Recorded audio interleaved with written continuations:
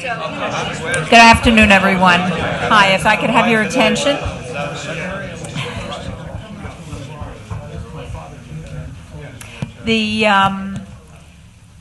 This is a little bit more formal than the discussion is going to be, but it is because, as some of you already know, and I hope everyone will understand, everything that we do as part of this particular program, not today, but the larger program on the governor that this is part of, is for posterity. So sit tall, keep your name tags in front of you, because the tents, because it's all going to be filmed. And in decades hence, scholars, students, journalists, historians will be looking at not only what you said, but how you look here today. Anyway, for those, there are a couple of people I haven't met. I'm Ruth Mandel, director here at the Eagleton Institute, and it is my honor and pleasure to take just a moment to welcome you here and then to turn the program over to the person who's put it together. But this is the latest, this roundtable discussion today, the latest in a series of activities convened by what we call the Rutgers Program on the Governor, which is a program that we are, you can't hear me? Bring the mic a little closer. Because I will lean forward. Really? Can you hear me now? Is that better? Is that a volume? Or? This is a 40th anniversary. Okay. Harold, thank you, and if someone can hear, please stop me again, and I'll be happy to try to adjust. The Rutgers program on the governor, we began a few years ago to build step by step what we hope is going to, it's already, I think, a treasure, certainly for Eagleton, and I hope for Rutgers and New Jersey, and will ultimately be an enormously useful, interesting, and unique national resource. The session today, at least indirectly, was made possible by a generous gift that was made by Governor Byrne 3 years ago to the Rutgers Library, and that involved a collection of some of his papers and memorabilia from his career in New Jersey politics and government, and to support the costs of processing, cataloging, and preserving those materials at the Rutgers Library, he and Ruthie decided to raise some funds. As you might expect, knowing, I think everyone in this room knows their persuasive powers, they were so successful that we here at Eagleton and the Rutgers Library were able to initiate a much larger project that we now call, as I've said, the Rutgers Program on the Governor. Our ambitious goal is to make Rutgers the leading national academic center for research, study, and discussion of the office of governor in the 50 states, starting with and emphasizing New Jersey's chief executive. There is, everyone is always surprised when I say this, when one of my colleagues says it. There is no other place in the country that has a program, no other university, no other place in the country that has a program to study the role of the chief executive states in the states.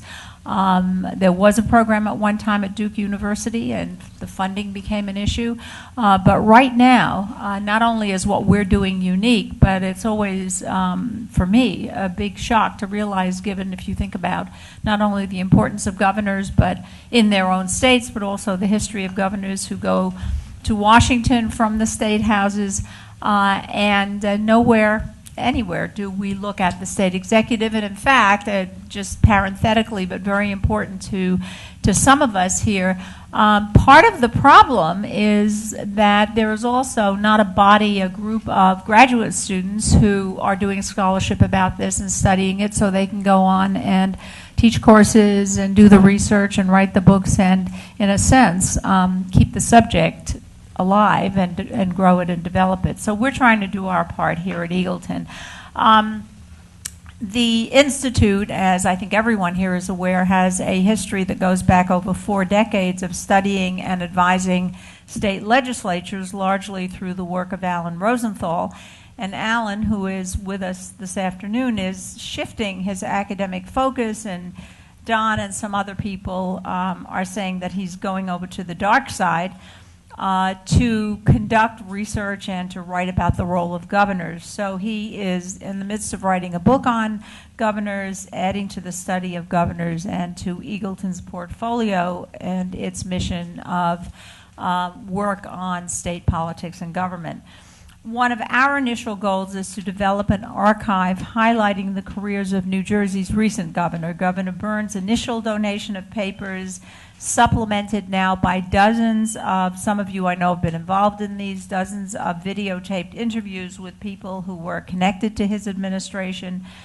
That gave us a very strong beginning. Last year we were delighted that Governor Kane agreed to support a project focusing on his administration, and we've now, since last winter, begun interviewing and collecting material for the Kane section of this program on the governor, the Kane Archive.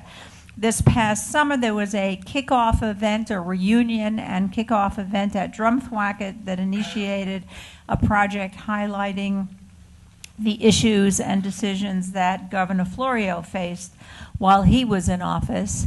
And most recently, Governor Whitman has also agreed to work with us to develop a similar program. So we are in the early stages of the large program, the large center, but moving very steadily in the work with some of our recent, very important state executives. Ultimately, with I hope some of you will be helpful and support us, but with lots of support, Rutgers will become the primary national resource for examining how governors run for office, evaluate policy options, and how they handle their day-to-day responsibilities.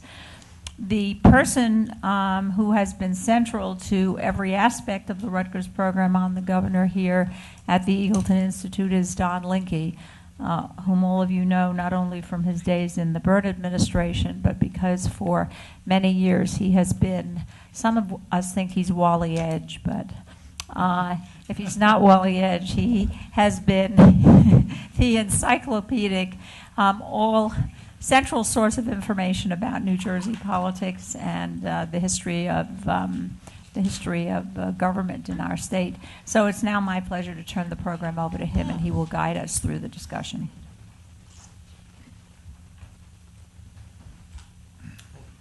Thanks, Ruth. As Ruth suggested, our format today is probably very little format. There's really no canned speeches other than what Ruth and I are going to say at the beginning. And we hope that you'll talk up when you think you have something relevant to say or irrelevant to say, and that we keep this as loose as possible. I've given you a very thin agenda as to what we might cover. I propose that we'll at least start talking chronologically about the history of the Meadowlands from a public policy standpoint, probably beginning with the Minor administration, but some people may have ideas that it even goes back earlier than that, and then proceed through the history to current day.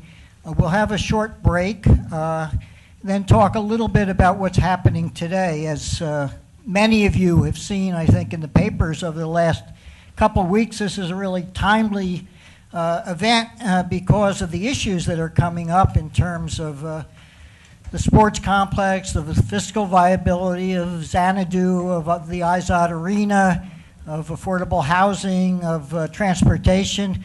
Many of those issues are on the laps of Dennis Robinson and Tony Scardino and others who are in this room today and who are going to make those decisions.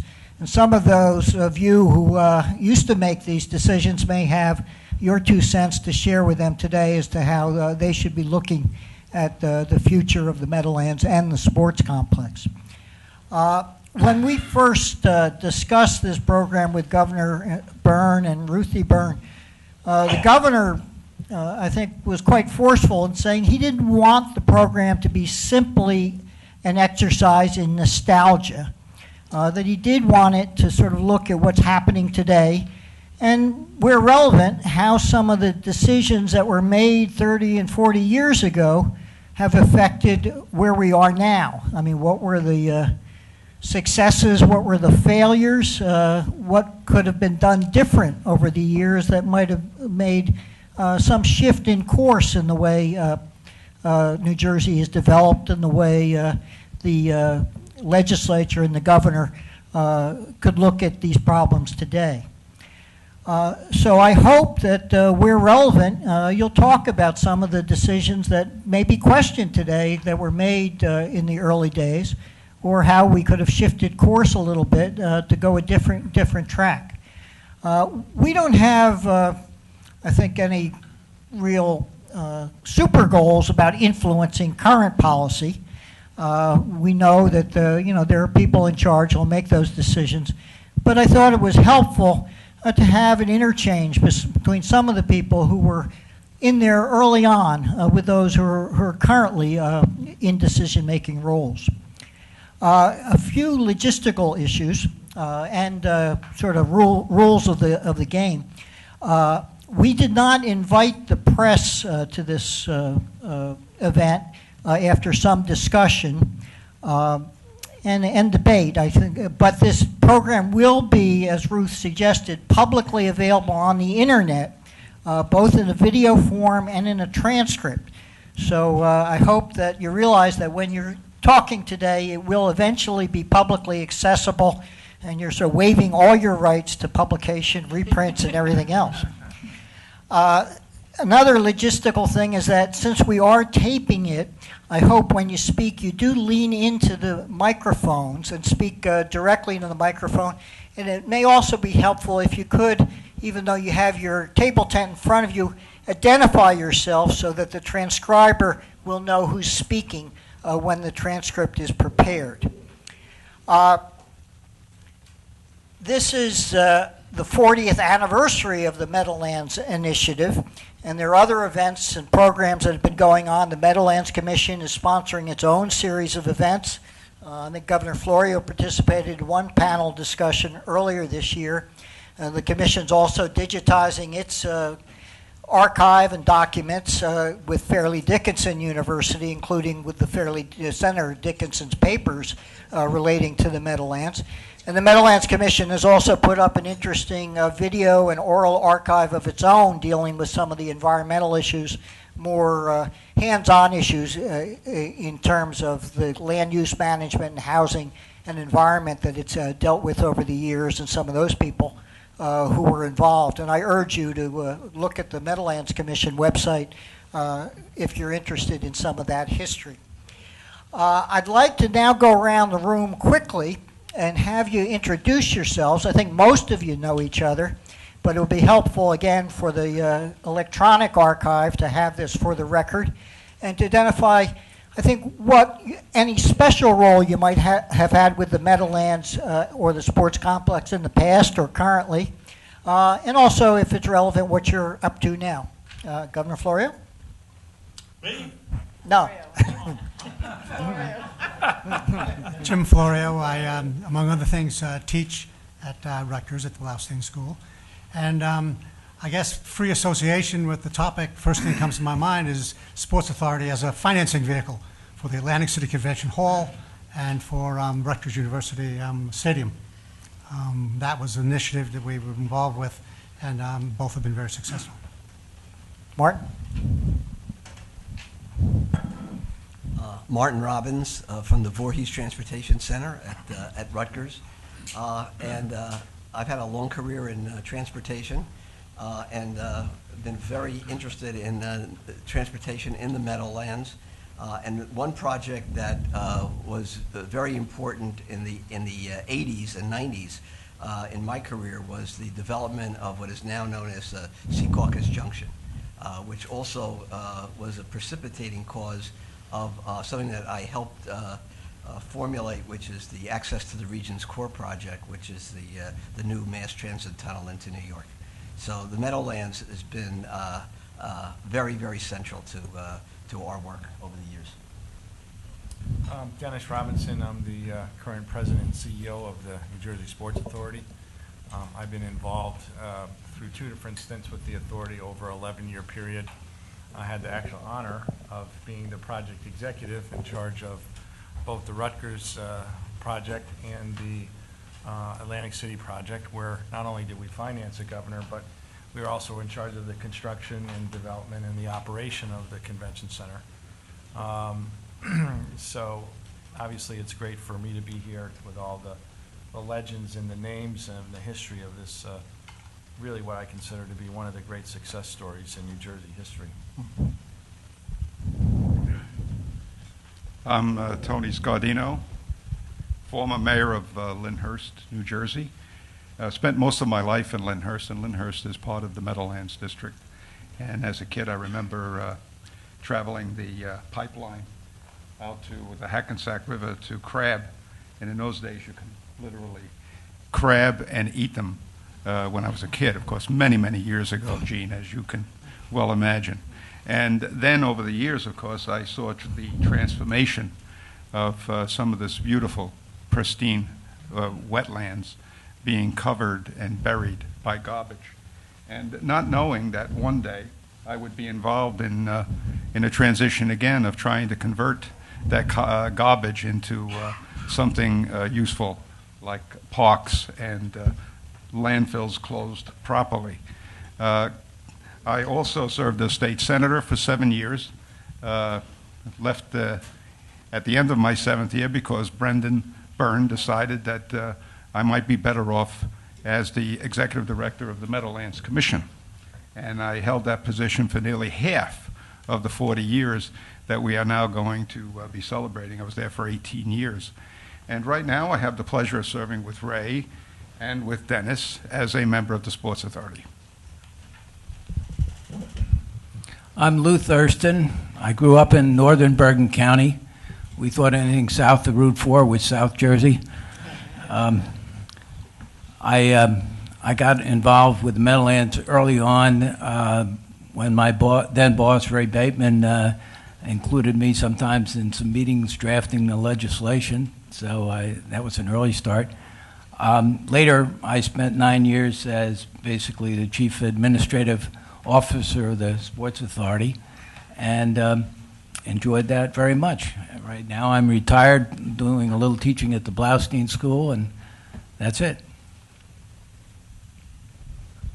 I'm Ray Bateman. I was Senate President when the legislation, the first legislation was approved. I've had a relationship for all of those years with the Sports Authority, one way or another. I was chairman of the authority for 7 or 8 years. I've been a member of the authority for 15 years. Recently retired. No, I haven't retired yet, but I'm close to forced retirement. I have with Frank McDermott and Dick Dickinson sponsored the legislation. Even back then, the Bergen County legislators, Dick Dickinson being the principal sponsor of the Senate bill, and Dick DeCourt being the principal sponsor of the Assembly bill, were deeply involved in what was a very difficult moment when Governor Cahill, who proposed the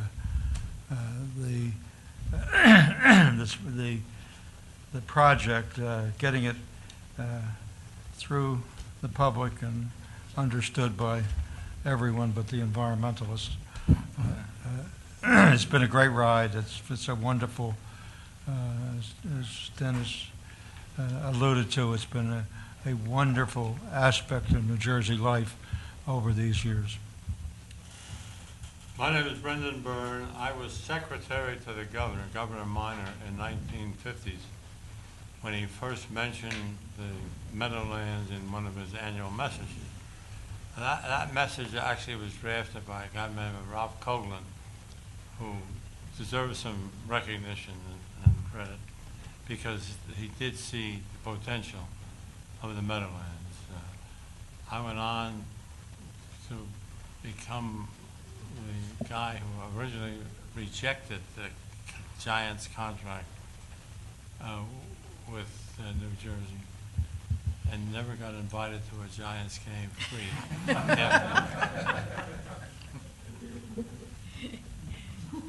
I'm Ruthie Byrne, and I'm here in my official capacity as Brendan's wife. We are delighted that this project is in the very capable hands of Ruth Mandel and Don Linke, and I am currently, as I have been for 30 years, in the marketing and PR business. The name is Adrian Foley. Many of you know me as Bud. I didn't think my heritage was an issue, but since Lou Thurston has bragged about his New Jersey connections, I might as well confess I was born on a farm in North Dakota. My connection with the Meadowlands began when Ray Bateman accosted me at 21 in New York and said, "Governor Cahill wants you to run the finance of the authority." So I've had the experience. I've served under 3 terms under both Governor Cahill and Governor Byrne. I was directly involved in borrowing $50 million from the banks, $1.5 million from the legislature, spending it, and then have a bond issue go down. So I spent all these years in between trying to redeem my reputation. My name is Jerry Breslin. I was born and raised in Rutherford, and I was active in high school, at the high school level, in a lot of sports. And when Brendan Byrne asked me to, 1974, to become a Meadowlands commissioner and serve on the sports authority, it was a dream come true for a young boy. And I envisioned at that time that maybe some colleges and high schools would place athletic contests, that the facilities that were going to be built. I also had, unbeknownst to me, I was going to meet some young, energetic, bright, and capable people at the Meadowlands Commission that was, I think Cliff Goldman recruited by the name of George Casino, Chet Matson, and Rich Roberts, who it was a lot of fun working with them, developing and implementing the master plan. And it was a great experience, memorable for myself and my wife and my children. I have fine memories. Thank you. I'm John Weingart. I work here at Eagleton. I was in the Department of Environmental Protection for many years and had some interactions with the Meadowlands Commission. Then I now chair the Highlands Council, which I have chaired since it began 5 years ago, which is a commission with a statute that's based in part on the Meadowlands Commission statute, but is not nearly as good.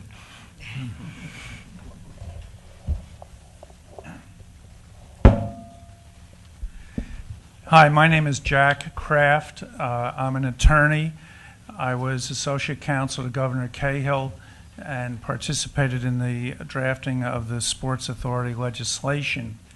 I also created the original bylaws of the authority and worked with the formation of the authority at the beginning. My experience before coming to the governor's office was as a bond attorney in New York, and that experience stood me in good stead in connection with the provisions in the Sports Authority legislation dealing with the issuance of bonds and the promises that governmental agencies make to bondholders in order to be able to sell the bonds at reasonable interest rates. Bud mentioned the $50 million loan. That loan was made after I left the governor's office and had started a law practice in New Jersey. And I represented the 5 banks that agreed to make this interim loan when no other funds were available to the authority. And they did get paid back, Bud. And it was... Right. It was a great experience. It was a fun experience. One of the people involved that hasn't been mentioned yet, but I'm sure will be as we go through, is Joe McCrane, who was the state treasurer. And one of the highlights of my working in Trenton was when Joe McCrane picked me up in a helicopter in Colts Neck, New Jersey, and we proceeded over to Monmouth Park in Oceanport and spoke with Sonny Werblin. And our role was to explain to Sonny Werblin how the Sports Authority would work and encourage him to accept the appointment to be the chairman of the Sports Authority. He did. He was great. All of the original and continuing members of the Sports Authority were terrific people, which contributed greatly to the success of the Sports Authority in its formative years, and I'm sure that that continues. And now I continue to practice law representing governmental units that borrow money by issuing bonds. Thank you. I'm David Kinsey. I spent the summer of 1968 as a college student working with and learning from Cliff Goldman in the summer before the legislation passed. In the Byrne years, I worked in DEP in coastal management matters, which involved a lot of working with the Meadowlands Commission. And more recently, I'm a planner specializing in affordable housing now. I helped the New Jersey Builders Association and the Fair Share Housing Center in their Mount Laurel litigation against the Sports Authority and the Meadowlands Commission, and was intrigued to see our court system decide that that the Sports Authority and its enabling legislation trumps the constitutional Mount Laurel doctrine. Frank? I'm Frank X. McDermott. I was Majority Leader in the State Senate in the year 1968, and I introduced Senate Joint Resolution number 15, which set up a special 9-member commission to study the effect and the ability of the state of New Jersey to sponsor such an event as the sports arena. One of my appointees, Al DeRogatis, who is a former football player, became a real spark plug of the sports arena, and to my knowledge, helped to get the financial leaders in the state of New Jersey together to purchase the bonds that eventually created the sports arena. And all I can say that today, I have 4 tickets every season to the Giants game.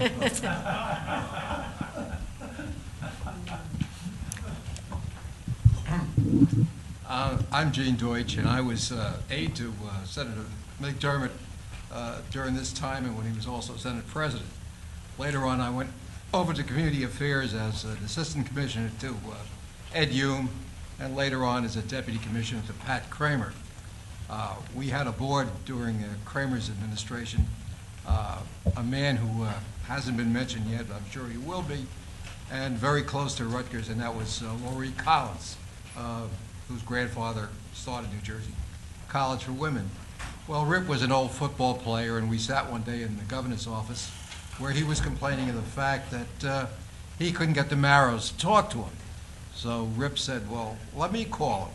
And we said, well, how do you know him? And the first and only time I ever heard the expression, he said, well, one of the Marrows' grandfathers was a butter boy in my grandfather's speakeasy. Well, we said, are you kidding? And he said, no. He took the phone, and then he said to me, you're driving me to New York tonight. I drove him to the New York AC. I sat in the car. He came out, and he said, Marrow will call the governor. I'm still involved with Pat Kramer and still involved with Frank McDermott. We go out for dinner at least once a month. Kramer and I have been in the land development business for the last 30 years. We built Port Carteret in New Jersey.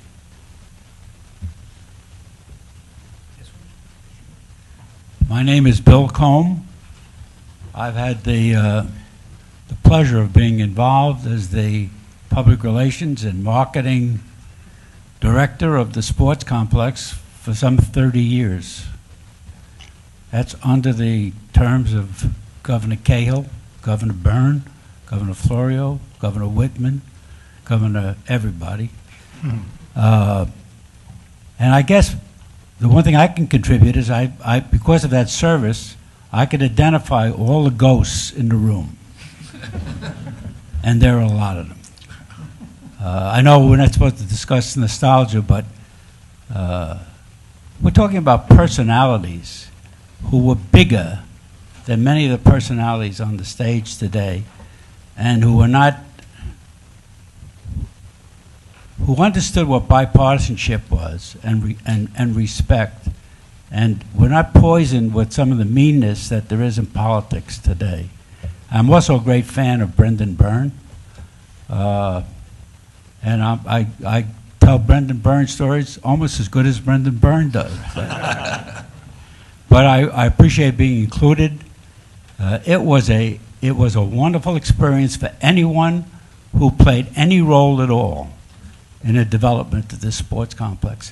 It did more to create if there is such a thing as a state self-esteem, it did more to build a feeling of we can do it. Nothing topped the sports complex. We remember, with all of the talk about financing, not one New York bank bought one sports authority bond. Not one. The only bank not in New Jersey that bought a bond was the Bank of Tokyo. And that in itself was a great accomplishment for the state of New Jersey. I'm delighted to be here and to see so many familiar faces, and I'm sure we'll spot some ghosts and we'll talk about them as we go. Hi, I'm Alan Rosenthal, and I got hired by Don Hertzberg at the Eagleton Institute of Politics in 1966, and since that time I have been an observer of New Jersey politics. I'm Ernie Rioch. Back in the 60s, I was director of the Rutgers University Bureau of Government Research. And starting early in 1966, we began work on a research project based on a grant from the Department of Community Affairs to develop an intergovernmental mechanism for developing the Hackensack Meadowlands. We were partway through that project when everything broke loose in terms of actually drafting legislation. So that half-done research fed into the development of the legislation. I think it came out a lot different than we put it in, if that was the case. I'm Gene Schneider, and my connection with the Meadowlands goes back to Governor Minor's term when he requested then Commissioner Sal Bontempo of the Department of Conservation and Economic Development that preceded the Department of Environmental Protection to look into what can be done with Meadowlands areas in 33 municipalities in New Jersey.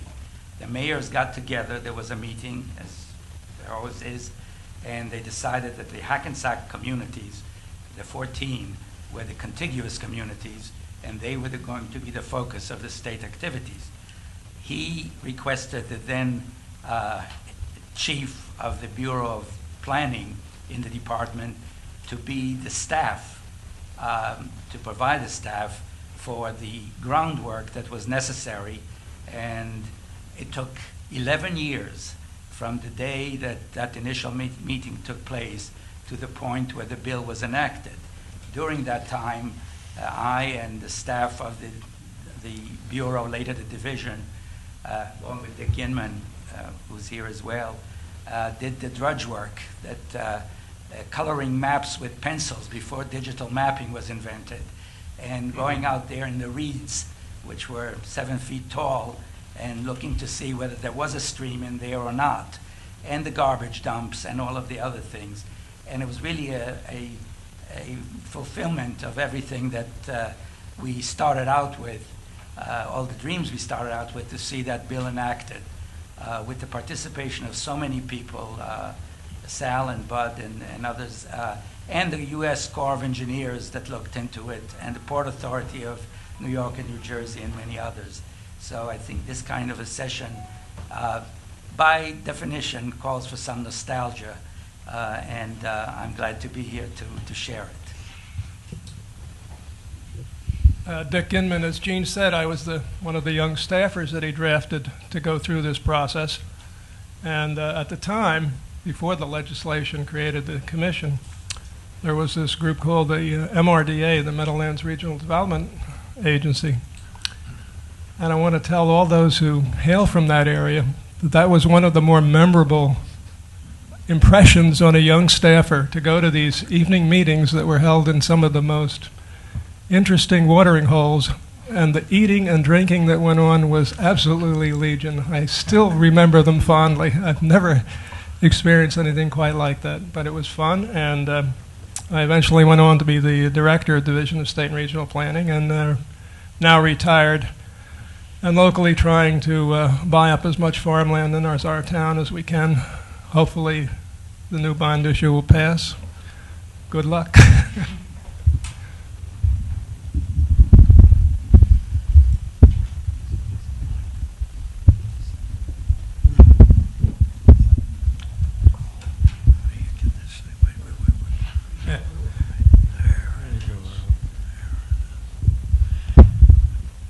Sorry for the delay. My name's Harold Martin. I'm a resident of Cresskill in Bergen County and have been since 1959, which I think sets somewhat of a record for home ownership, if nothing else. It's a pleasure to be here. I'm a graduate of Rutgers, graduated in 1940 with a Bachelor of Arts in Political Science and minor in Economics, and took my master's after my service in the Army in 1947. It's a pleasure to be here to see so many of my good friends that I haven't seen in many, many years, and those who I have seen in recent years. My background, just to give you a little inkling, I was born in West New York, a town I'm sure some of you may be familiar with. The corner of Bergen Line Avenue and what is now 60th Street. When I was born there in 1918, that was 16th Street, a very, very busy thoroughfare. And my first association or contact, if you will, with the Meadowlands was as a child when my parents drove up from West New York up to visit some distant relatives in Englewood. And so we traveled up Tonnelle Avenue, which is, as you all know, the eastern border of the Meadowlands.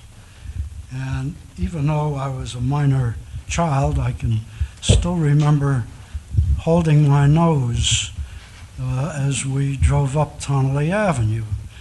And when I asked my parents why the odor, they said, well, there's a pig farmer in here. And as it turned out, some years later, in the 30s, I guess it was, when I was a resident of New York, I remember reading about, I think his name was Henry Krajewski, if I'm not mistaken. Is that right? Yes. Yeah. That's right. I'm glad that my memory is still good. At any rate, Henry Krajewski, as I'm sure you all know, ran for president of the United States. I mean, that's quite an achievement for a pig farmer. But fortunately, I guess fortunately, he didn't make it. And we had somebody by the name of Roosevelt. At any rate, my more recent contacts with the Meadowlands, I guess dates to about 1965, when I took my seat as a freeholder of Bergen County. And thanks to Jerry Breslin and Tony Scardino and his wonderful family, who really helped me immensely, because it was the votes that came from South Bergen that really elected me, since, as many of you know, Bergen County was heavily Republican in those days. And thanks to Jerry and Tony and a good many other people, I was fortunate to become the first Democrat to sit on that board since Woodrow Wilson was the governor of New Jersey. And my first act as a public official was to deal with what we were told. I say we were told because I had two colleagues, Democrats, who also were elected. And I'm not making this a partisan thing, by no means. It's just a matter of fact. We were confronted by our 6 Republican colleagues with what they called an exigency. Now, those of you who are lawyers or who know the meaning of words can tell me what the difference between an emergency and an exigency is. But we were told by our colleagues that we would have to vote for an appropriation I guess in these days it's nothing, but in those days, $250,000 had to be paid to buy a dredge. I asked my colleagues, why do we need a dredge? And what's so critical about it? And they said, well, we have to, by edict of the health department, cover the trash and the garbage that's being dumped in the Meadowlands. And as many of you know, the Meadowlands come up to Teaneck, and I think it was in Teaneck that we had to cover that garbage. And so confronted with those facts, and I had no time to research it, I cast a vote affirmatively, and we bought the dredge. I can tell you other stories, but I don't want to monopolize your time, and I'll introduce my good friend, colleague, Greta Kiernan, whom I was happy to run with and represent the 39th Assembly District, the most heavily Republican district in New Jersey. Greta? I'm Greta Kiernan, former member of the Assembly, as Harold Martin has just mentioned, and also served as a staff person both to Harold Martin and to Al Burstein and Mattie Feldman when they represented parts of Bergen County. And I had a great education in politics in those days. I grew up being afraid of the Meadowlands. My grandmother, Margaret Scanlon she was, my grandmother lived in Richfield Park, and when I was a kid we spent a lot of time at grandmother's house, and we had one mantra about what we were doing when we were there. We were going to the park, we were to stay out of the Meadowlands. It was full of snakes, and I was terrified of going anywhere near the edge of a basketball court or anything else that was on the edge of the Meadowlands for fear some, large, terrible anaconda would come and eat me up. I didn't know what it was, but it did teach me to keep out of the Meadowlands. But I haven't done that ever since. I've been there to a lot of things at the Meadowlands. I'm a student of government and a student of politics and a collector of New Jersey government history. And I'm honored to be here and share this with you all who had a much more major role in the Meadowlands than I did, and whose work and friendship I respect greatly. Hello, my name is Cliff Goldman. Let's see. I came to New Jersey in the fall of 1966 on a parlay gamble. Number one, that Paul Ilvasacker would be named Commissioner of the new Community Affairs Department, and number two, that if he were, somehow I would be able to work near him. And that parlay worked out. In 1967, we were reviewing all the different divisions that went into that department, and the planning division was one of them. The planning division had two major projects at the time, a state plan and the Meadowlands work that Gene and Dick have described. And Ilvasacker was very impressed with the technical work, which Gene mentioned, is a huge volume of studies of the ecology. They didn't call it ecology then, but the soils, the economy, the transportation, just boxes full of these blue books. But he was not impressed with these endless meetings with the mayor. I guess he didn't know about the good food and drink. and his decision was, on the Meadowlands, we're either going to do it or we're going to forget about it, which was a very good lesson for a young person like me. And so the bill was drafted. It was introduced in 1967 by Senator Al Kiefer, a Democrat from Bergen County. Republican. No, Democrat. Democrat. Oh, I'm sorry, correct. Democrat. I was thinking Chef. Now, here's another story with a little lesson that I gleaned. When the bill was introduced by Senator Kiefer, Senator Dickinson, who was the Republican to run against him, issued a very nasty press release attacking the bill. So we had a meeting in Ylvissaker's office, and he had very smart people there. What should we do? We should respond. We should attack back. We should let Kiefer attack back. We should. And this discussion went on for about a half an hour, and then my friend Jack Gleason, who was working there, said, you know, and who had experience in politics, said, I bet you Dickinson doesn't even know about that press release, that some staff person put it out. He's not a bad guy. Don't attack anything. Go have lunch with him, which Ylvissaker did. And so instead of having an antagonism, they had a friendship, and Dickinson became the sponsor of the Meadowlands bill after he beat Kiefer. Jack Gleason was the kind of guy who didn't say much, only said something when he knew what he was talking about. And Ylvissaker was the kind of guy who recognized when someone was speaking, when he knew something. So that little episode could have changed the course of this whole history we're talking about.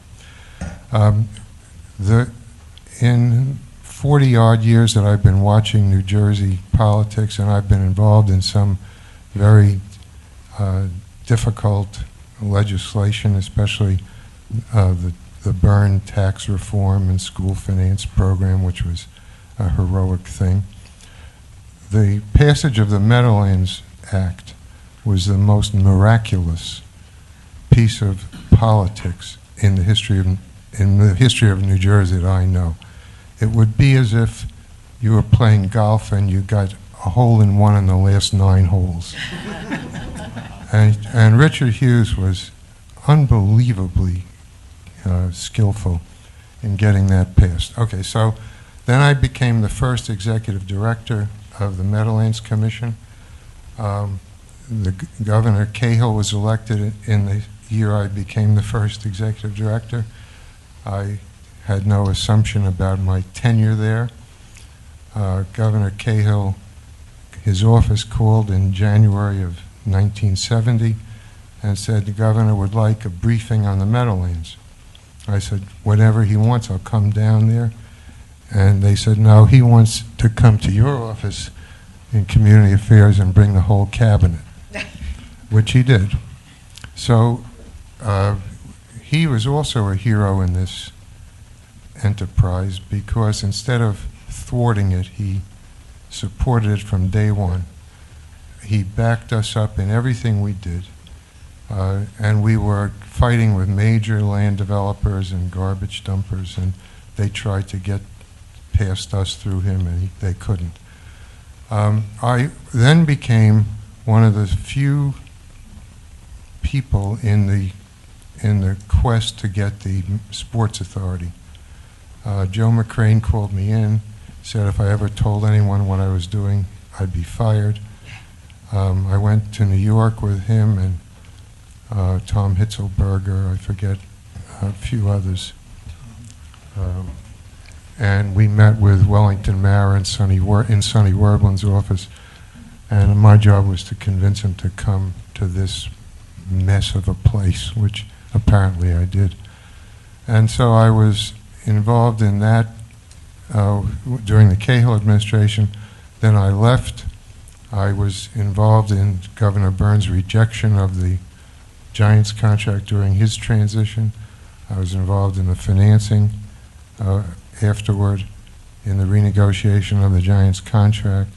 I was involved in 1978. We refunded all the bonds with state guaranteed bonds with a voter referendum. The savings of that paid for the arena, which we then built. And I like to tell this story. This was a very complicated undertaking, and it did require a referendum and legislation and a lot of things. And I proposed this to Governor Byrne in a 2-paragraph memo, and I got back the next morning, okay, BTB. That's how things were done. And that's why things were done. Anyway, I've continued in various capacities to be involved in the Sports Authority since. Senator Dugan.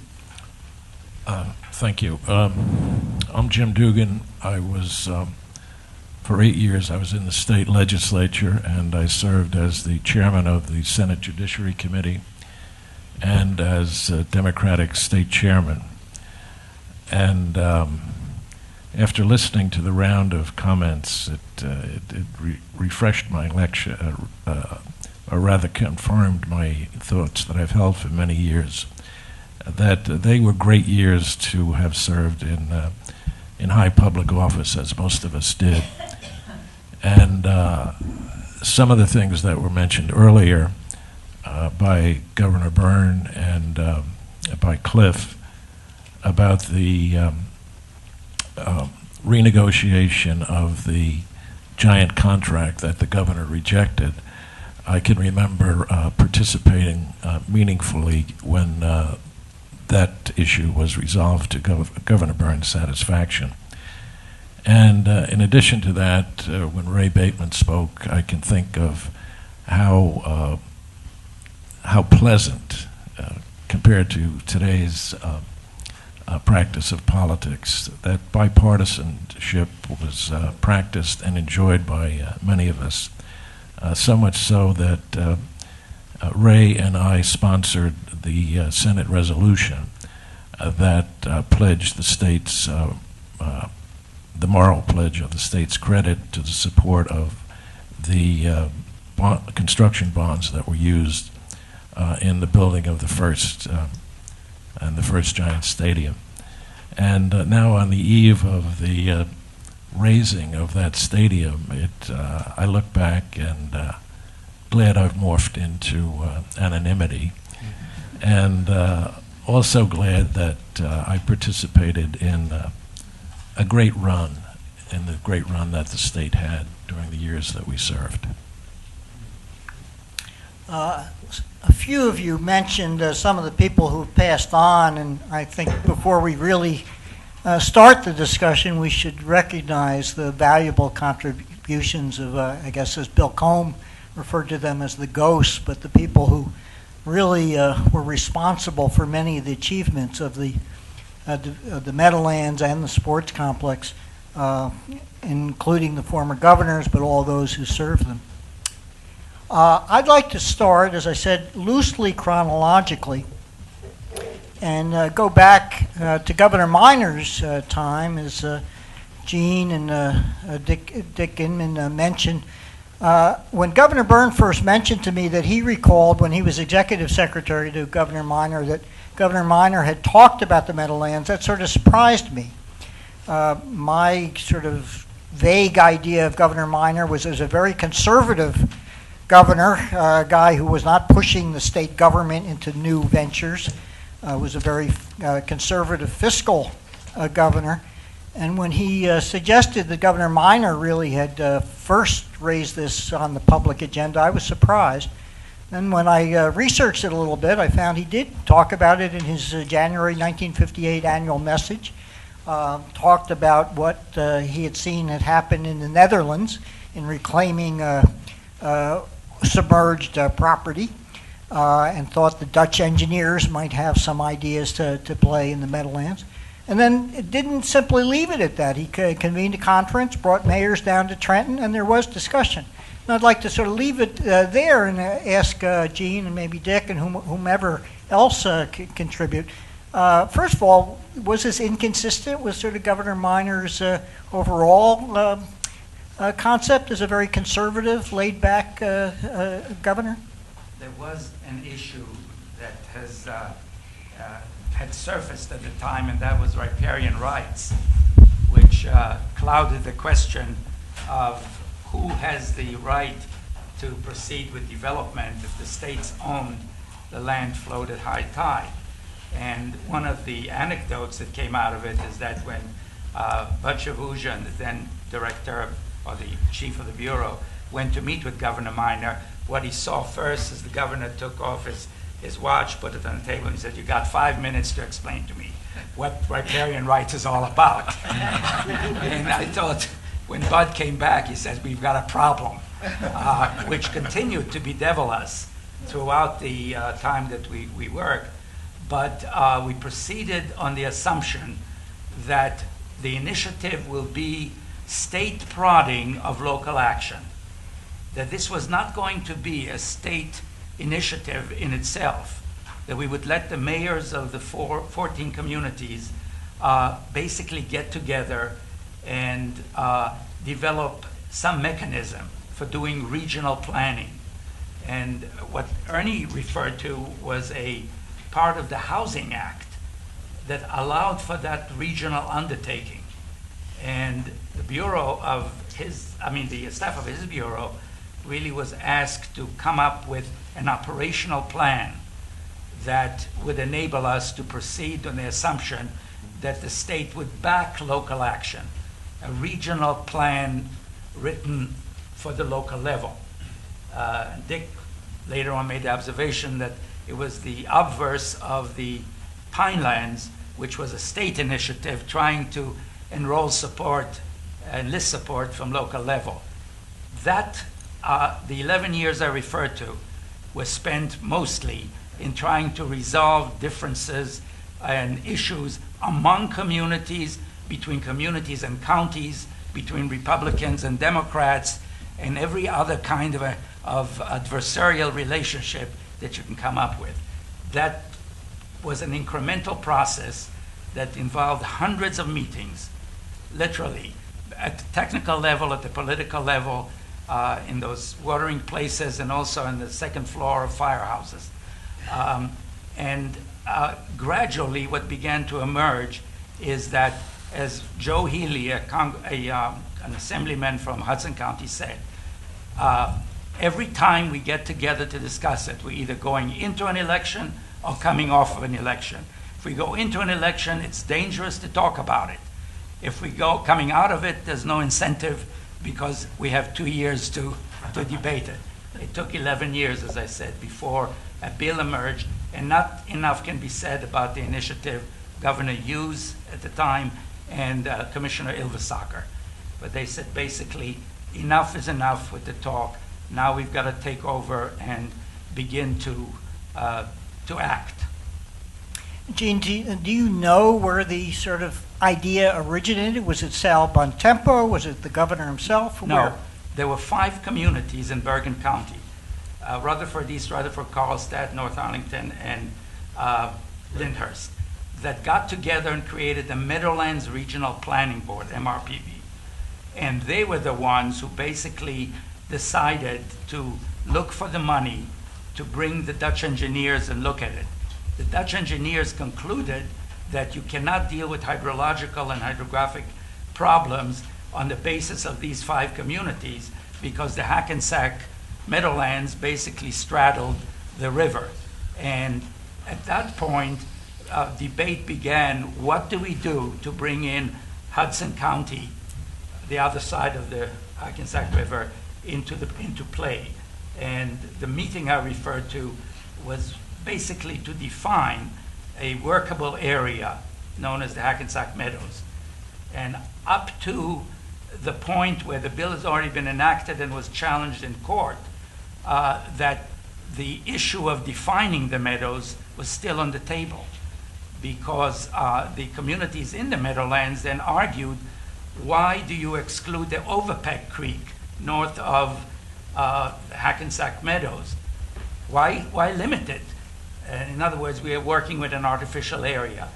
The judge made a decision that it was a viable work that was done by the division defining the meadows. Cliff Golden? I just wanted to say that the public attention to the Meadowlands goes back into the 19th century, and there were commissions appointed at the state level. I forget the exact dates, but in the 1880s, 1890s, and pretty much every 5 or 10 years from then on. So this has been a public issue for 100 years. And then on the question of... There was a regional plan that came out too, as I recall, in the late 1920s. Right. It just kept happening until the territory was such a hellhole. The Regional Plan Association out of New York Right. came up with a plan. That's Senator Scardino speaking. Then on the issue of the boundaries, this became very important as a legal matter, not to have special local legislation. I mean, we had, I say, 7 votes in the 50-member Republican Assembly caucus for a year. So we didn't have much of a shot of getting this bill passed.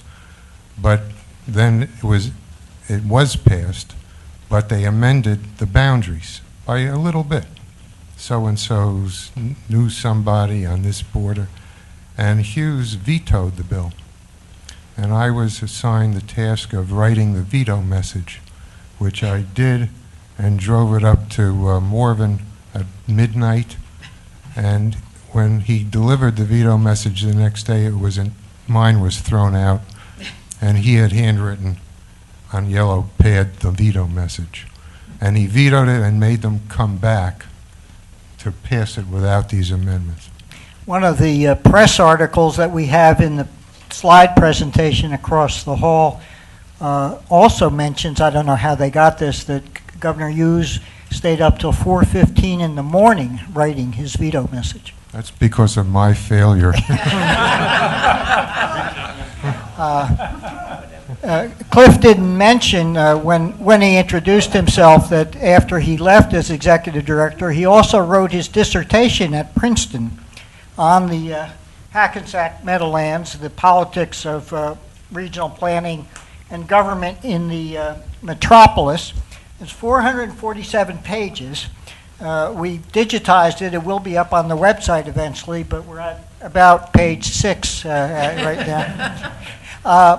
Let's talk a little bit more about Governor Hughes, unless there's anyone who'd like to add anything more about Governor Minor's role. Not Minor, but there's a little anecdote about the getting the bill passed.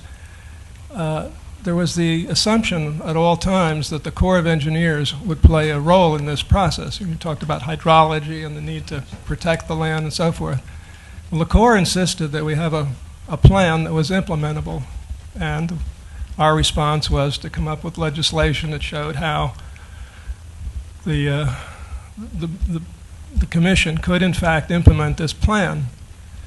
Of course, the legislature, being careful, wanted the Corps' support, that in fact would suffice. And I remember Cliff and Paul sent me up to the Corps of Engineers office to gather this letter, and they argued about this. The civilians at the Corps said, no, we can't associate ourselves with any of this stuff. It gets into politics, and we don't want to be labeled as such. We can't say specifically that the Hackensack Meadowlands legislation is, in fact, what we need. And the colonel at the time, they had revolving military leaders. Colonel Duke finally said, he threw up his hands, he says, look, he says, if this is going to get off the dime, I'm going to sign it. And that's how it got done. Of course, Cliff and Paul at the other end of the conference call were making very persuasive arguments as well. And I have to give one of the ghosts we're talking about, I don't even know if Colonel Duke is still alive, and here's a guy that took a leap of faith, and he didn't have to, but he did. Can I amplify on that? So Frank Panuzio was the Corps leader in New York, and he came down to Hughes' office with the reluctant legislative people, and he made this very great case that if they passed this bill, we would get this $300 million project, and if they didn't pass the bill, we would not. And that was the basis for getting the last votes that we needed. Now, when we created the commission, Ylvis had a network of people all over the world, of experts, and he had as a planner a guy named Dan Coleman from California, who was called the Mud Man in the newspapers because he did development work in wetlands, and he had worked for the Vatican, and he worked in Australia, and his method was leave it alone and develop around it. So when he came to New Jersey and looked over this territory, he said to me, this core plan is stupid. You know? I mean, the core plan was we're going to build a tide gate to block off the Hackensack River. And then we're going to fill up this 20,000 acres with sand. And because we build the tide gate, we only have to use 8 feet of sand instead of 12 feet of sand. And the cost-benefit analysis is the saving of 4 feet of sand over 20,000 acres. So we said, by then it was just sort of at the beginning of the environmental movement, and Coleman was way ahead of us on all that. And he said, you know, you got to keep these wetlands as much as you can. So we don't want tide gates, we don't want to fill them. So we went to New York and told the Corps of Engineers, we're off this, forget about it, thanks for your help. So in a few months, we reversed the whole point of why this legislation was passed. Let's talk a little bit about the legislative side. The legislators who were still around at that time have, particularly the role of Fairleigh Dickinson, I think, with the legislation. Well, although I started the study commission, Senator McDermott. Fairleigh Dickinson was the fellow who carried the ball. Fairleigh Dickinson was a highly regarded member of the Senate, and it was just natural for the governor to talk to him about this. And Fairleigh Dickinson moved the bill in the Senate, and it passed, I think, unanimously, Ray? There was no dissenting votes. Yeah. And that made a big difference. The reason that Fairleigh got it, it was because of territorial connections. Fairleigh Dickinson was from Bergen County. He was part of the Bergen County Senate delegation. So it was a natural thing for him to be a sponsor, the principal sponsor of that legislation. And he carried the day. Wasn't Frank Guarini? Guarini was his co-sponsor all the way. Yeah. Well, what happened at that time, talking about bipartisanship, we always asked the Democrats to come on to bills that were very necessary to the state. The rule had always been is that whoever the majority party was, their representative got the first spot. Then in something where you wanted bipartisanship, the Democratic leader got the second spot. And then they got intermingled. So in major legislation where this bipartisanship was the rule, it was always spread between the Republicans and the Democrats. Today, I don't think that's the rule. Senator Bateman? Sure isn't. Don, Dick Dickinson was a one-term legislator. He was probably the most shy, bashful member of the state Senate. And he passed, with Frank Guarini, the most significant piece of regional legislation before or since. It was an incredible accomplishment for a guy who couldn't say his own name. Seriously. Cliff Goldman. Dickinson was a person who'd had personal family tragedies just before this or during this period. And he was a very sweet man, a very nice man. His name was very important, of course, the university and Becton Dickinson and all that. And he revered Paul Ilvasacker and Governor Hughes. And he was intimidated by them, and how they worked. And there was one session where Dickinson said, what do I do? You know, how can I help? What should I be doing? And Hughes said to him, take your checkbook and put it in your pocket. And Dickinson said, just from that one conversation, he decided never to run for governor. But I should say how this thing passed, because truly we had nobody was for it. And it was only because Dickinson was on it that the Assembly Republicans kept bringing it up and saying, why are we doing this? We only have 5 votes out of 50, you know. But that was because of Dickinson's presence in this, and Herb Rinaldi and other people. And here's what happened. The riparian issue that Gene mentioned, who owns the land, statewide.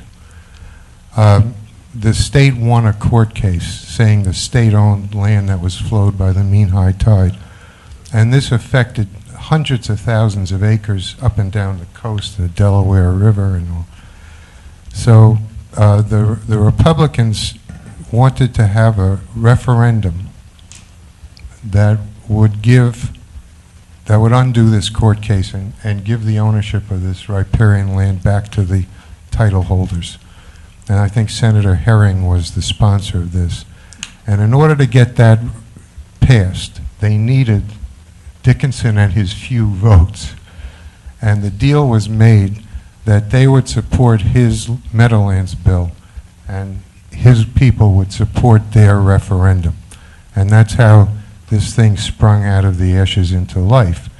Now, as soon as that happened, Hughes, who was not party to this arrangement, attacked the arrangement and called for the repeal of the referendum, and he called it the billion-dollar robbery of the school children. And he had, I think, Bill Brennan and people like that in his office running this campaign.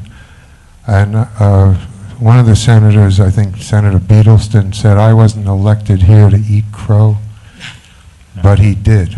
And they mounted this campaign and got that thing repealed. So this was really a fantastic set of circumstances. Gene Snyder?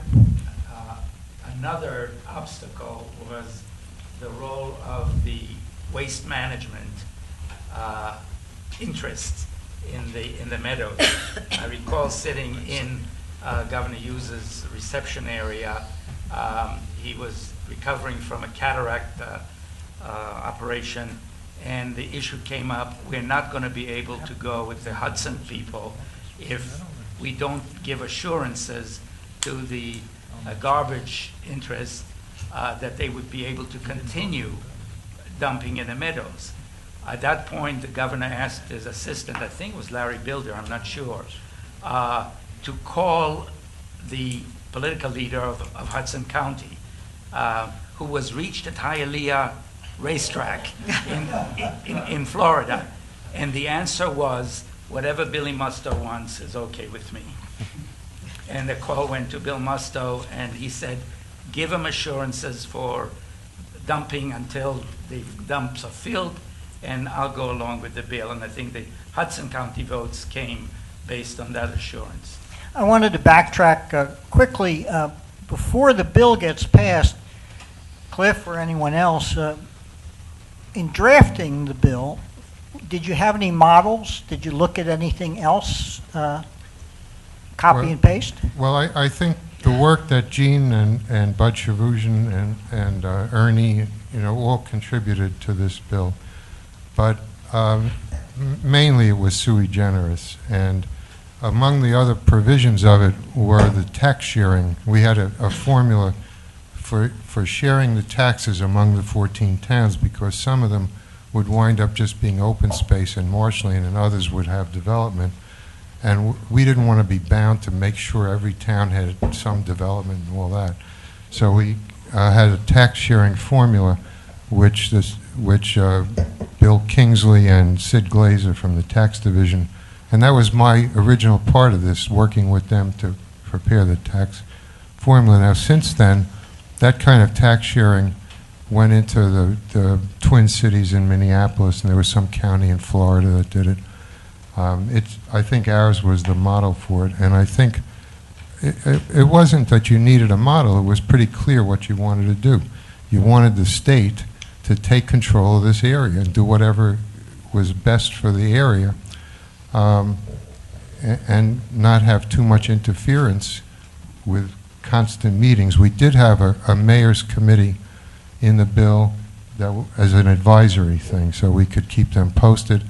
Out of all these meetings and so forth, we only had one mayor who supported the bill. That was Bill McDowell, who became a commissioner and then succeeded me as executive director.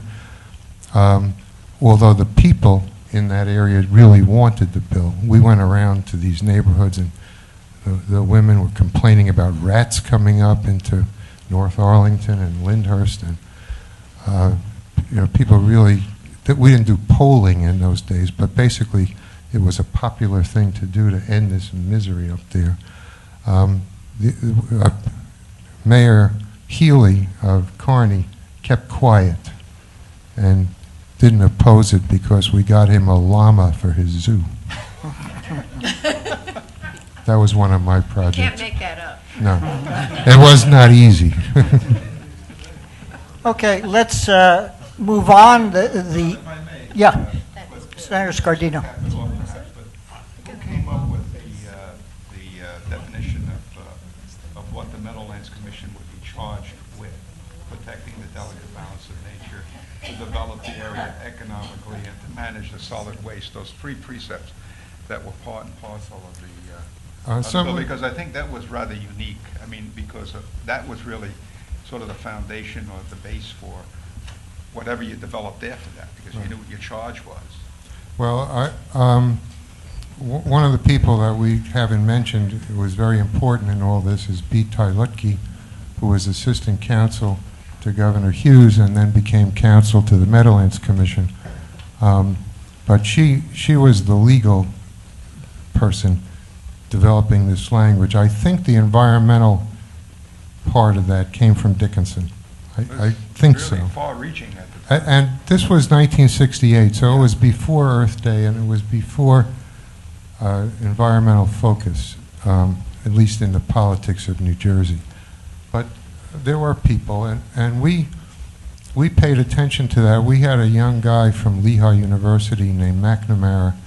He was an ecologist, and his father was the head of Fish and Game in New Jersey. And he came out, and he and I went by helicopter, boats, all in one day in February. And we had these high waders, and we walked. I fell into a muskrat hole up to here. He pulled me out. He knew how to do stuff. He had anisette in some thermos bottle to keep us warm. But it was really very interesting. Then he went back to Lehigh and he drew environmental maps of the 20,000 acres based on that one day, plus whatever material he was given from Gene's work. And it was really accurate. Afterward, we had more important studies and so forth. But he identified, what was what. And I said, how do you do that? And he said, well, you go to a doctor and he looks at one thing and he says you have diabetes. You just know your subject. So that was really a little ahead of its time, but I think it was Dickinson. Well, now the legislation gets signed into law. Let's talk about the sort of getting organized and the issues that you confronted when the staff was being recruited and the commission was getting organized. I'm curious. We've been talking about the Meadowlands. There are two separate issues: the Meadowlands and the Giants. What I'd be curious to know is, what would have happened if the Giants deal just fell flat? What would have happened to the Meadowlands? Okay. Well, Cliff, why don't you just give a minute of the organization of the commission? Well, I have to answer his question Okay. first. He's the boss. Still. I think the question should go the other way around. If it weren't for the Meadowlands Commission, I believe there would not have been a sports complex. I'm not saying it definitely would not have been, but I was involved in the early days of the sports complex. And for example, when we met with Wellington Mara and Mike Burke from the Yankees, who was originally part of this, they had to be convinced that if they went to the Meadowlands, that misery that was around it would stop and would be controlled. And we were able to convince them of that, although we weren't convinced ourselves. We were involved in making that site available. There was an illegal dump on that site that was burning. We fought against it and stopped it at considerable risk to ourselves personally. There was a company that built a building there without a permit.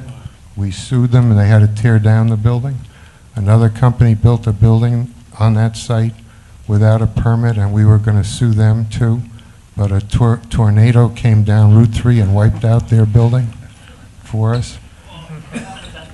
Yeah, and in a variety of other ways. You know, I picked the site as the Meadowlands Commission person and saved them from a major mistake on the site that their architects had picked, which would not have worked, would not have been able to do it. So, Cover my question. Suppose I had said to the judge, we don't want you. We don't want you. What would have happened to the development of the Meadowlands? it would have been a little bit different, but still fine, because the main accomplishment of, I think, of the Meadowlands was the preservation, the ending of the dumping, the preservation of the wetlands. There is tremendous development on the Secaucus side of the river in Harts Mountain. Huge amount of ratables, a hospital, apartment buildings. The original Meadowlands master plan called for some regional facility on that site, and before the sports thing came up, we were trying to get the new college, Ramapo, which we thought would have been better in the Lyndhurst, East Rutherford area than up there where it is, which we didn't get, but we would have had something there. Of course, the Sports Authority was a great contributor to the prestige of a Meadowlands location.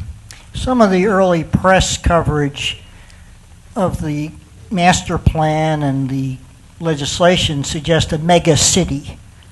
Was that overplayed, or was that the idea generally at the time? Well, that was during the legislative period, and it was not supposed to get out.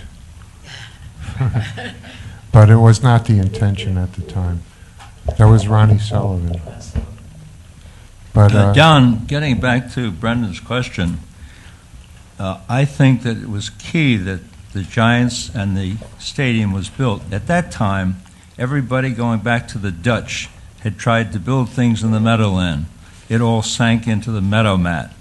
You have to understand there's an igneous formation of rock which starts up in the highlands, goes all the way down to the Newark airport, and the depth of the meadow mat was, to that time, had never been conquered, and everybody tried it. So when the Sports Authority put this massive structure down, it still was highly debatable, and if anybody else wouldn't have had the money to even try it, we had to bring in thousands of yards of fill from the Ambrose Lighthouse through another engineering miracle, and develop a new form of engineering, spread footings, because all the first pilings we did went right through to the bottom. So I suggest that without the Giants and with the initiative that allowed them to spend $319 million, I think the Meadowlands could very well have died of boring. Terry Breslin? Yeah, I would disagree with Cliff. I think without this sports complex, without Giant Stadium, the economic development which subsequently took place would not have been as intense. I think with Giant Stadium and the sports complex, that area, the Meadowlands, became a destination. Like as an example, the office building and the Sheraton, the hotel across the street. Without that, I don't think they would have been built. And I don't think the intensity of the development on the Harts Mountain property on the eastern part of the district would have taken place. There would have been some development, but not as dense. Okay, I'll grant you that. Thank you. Bill Cohn? With those two guys arguing against me, I can't win. Incidentally, the Giants Stadium was not an issue in the 1973 gubernatorial campaign. Nobody was for it. Nobody. Charlie was against it. Charlie was against it. Bill Cohn? I just wanted to pick up on two things that Cliff said and expand a little bit. One is you couldn't ignore the Meadowlands. The Meadowlands, as he says, is 20,000 acres. That's larger than the island of Manhattan. This started off with the Yankees. The first discussions that anybody had with bringing a team to New Jersey was with the ownership of the New York Yankees. They wanted to come. And they weren't going to build it on the dump. They wanted to build it in the Teaneck, Englewood area, which was all still part of the Meadowlands. And that was the initial discussions. Now, as far as the major city and all the nonsense, Brendan's absolutely right. Charlie was against it. Brendan was against it. Nobody was for this project. I got to tell you, I mean, Bud and I'll come back and tell you a story about Chicago, but we were selling bonds with two renderings. We had a rendering of what a stadium would look like and a rendering of what a racetrack would look like, and we had a hole in the ground.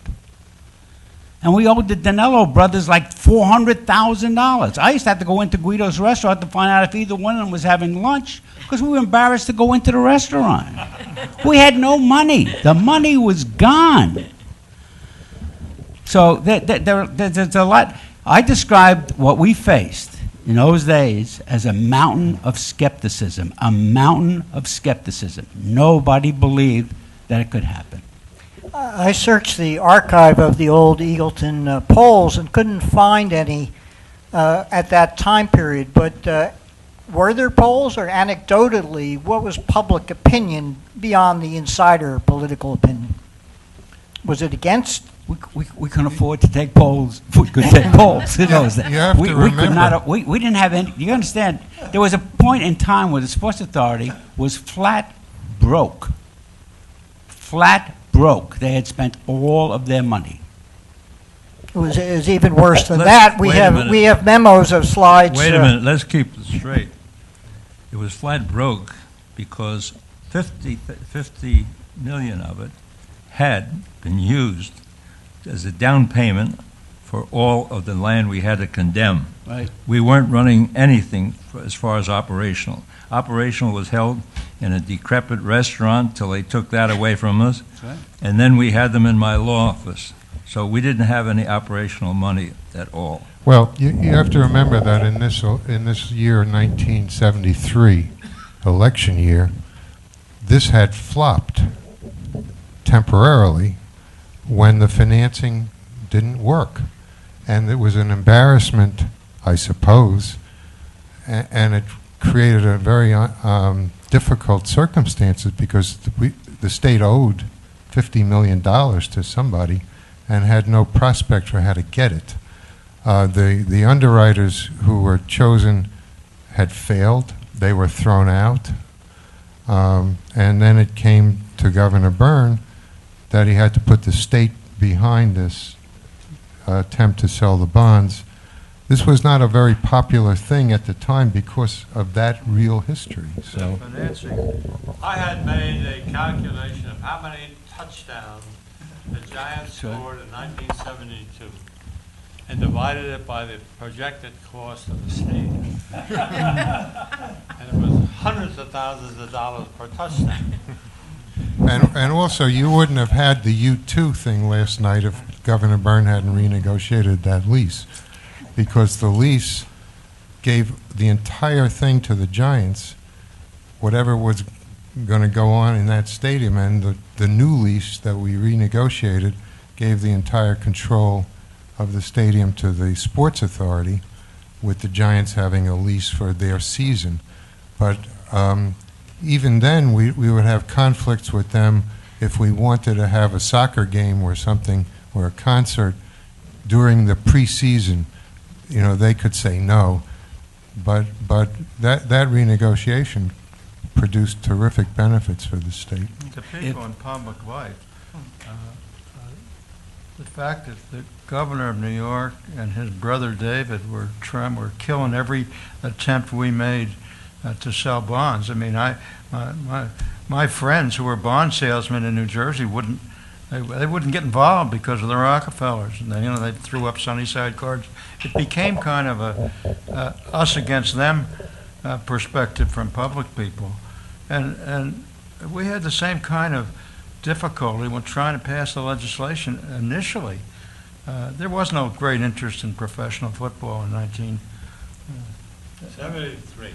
70. This was 70 when we passed the legislation. And, to pass legislation in those days, you had two hurdles. One was the public hurdle when you voted in public. The other was the caucus. The Senate caucus literally turned down this project initially. And Cahill, I'll never forget, Cahill said, you got to bring Joe McCrane into the caucus to talk about it. And nobody up to that moment had come into the Senate caucus except senators to talk about anything. And so we agreed. Joe came in and pretty well killed the project as he was talking. And the guy who saved the project in the Senate caucus was Senator Frank Hap Farley from Atlantic County, who got me 4 votes when they were needed to get the bill out of the caucus. And he didn't even vote for it on the floor of the Senate, but he got the votes in the caucus. The bond issue would never have happened unless Brendan Burns supported putting the full faith and credit of the state behind those bonds. It would never have happened. That's why I had you all come here. That's true. but that's the God's. You've got to understand that there's only one daily newspaper in the state of New Jersey that supported this project. Think about it. No, the Ledger supported. Only the Ledger. Only the Ledger. One. Only the Ledger. Every other paper. Now, imagine if we were sitting here playing something brand new, and I had to tell you guys that, well, I want to tell you that the Record's against it, the Asbury Park Press is against it, Camden Curry's against it, the 2 Trent papers are against it, everybody's against it, the New York television stations are going to kill you, the governor of New York is going to break it. And we say, okay, let's go ahead and try to pass this and get it done. Millicent Fenwick was against it. Millicent Fenwick was My against it. assemblywoman. But you have to. It's hard. She voted. It's hard to recreate the atmosphere in which these decisions were made. I mean, Brendan sits there and smiles, but that was an unpopular decision. The guy has made a lot of unpopular decisions. He voted. He gave us the income tax. He saved the Pine Lands. He made the Meadowlands by putting the full faith and trust of the state behind those bonds. It wouldn't have happened. But they were tough times. These were difficult times to do these things. And that's why, when I say I identify ghosts, we had men and women who were large figures on the stage. You got to realize, Sonny Werblin, who we finally will mention, was ideally created for that role. He was involved in professional football. He was one of the top racing stables in the United States. He had raced horses in the Derby and whatnot. And he was in show business. He had contact. I'm going to tell you. But he was not Cahill's first choice. No, he wasn't. And Charlie Serrano was really the first chairman of the Sports Authority. Everybody forgets Charlie Serrano. Yes, he was. He was the first chairman.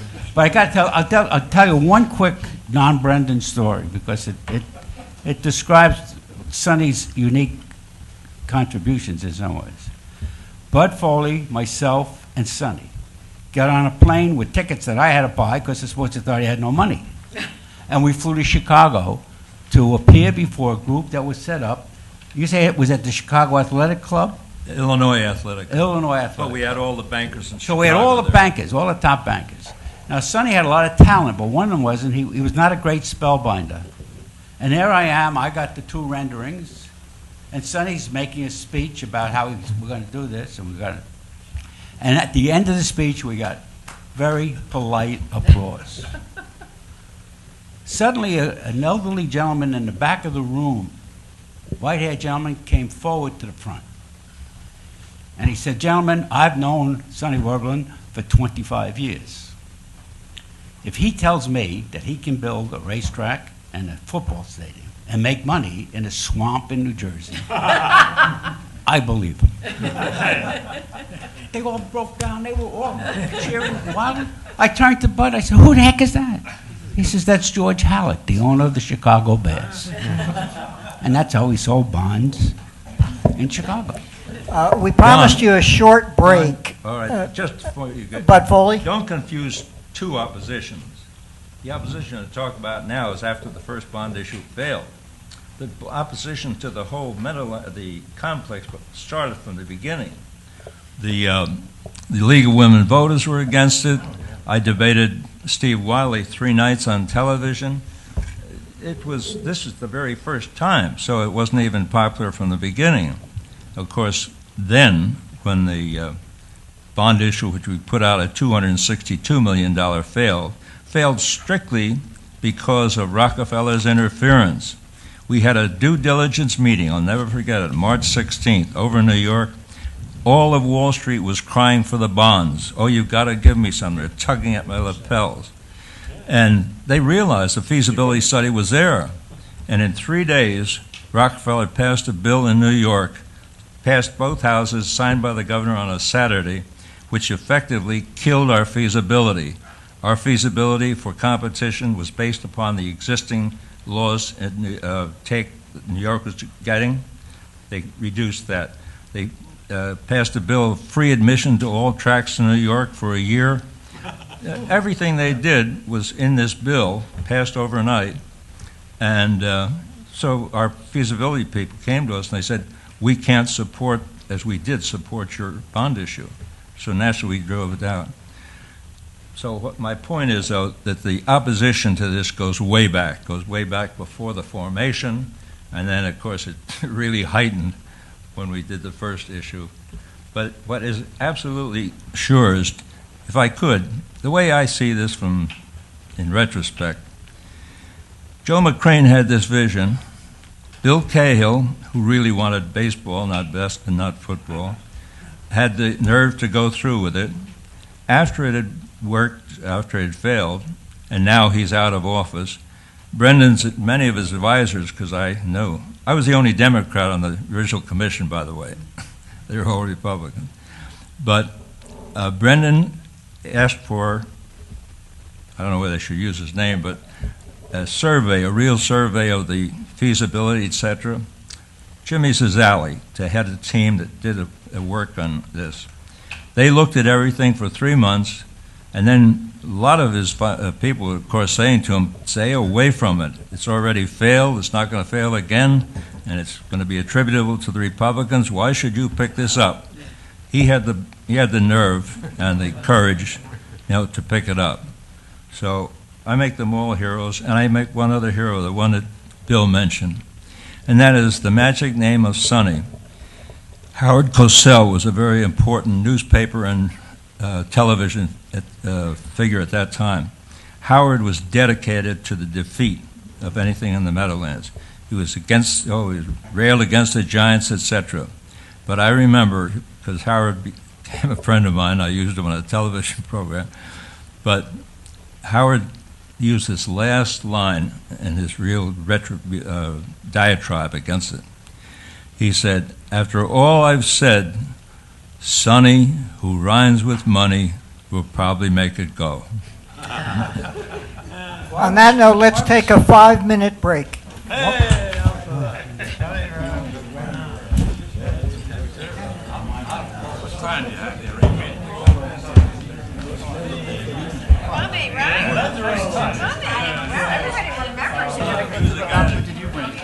I wanted to explore a few points that were discussed out in the hall.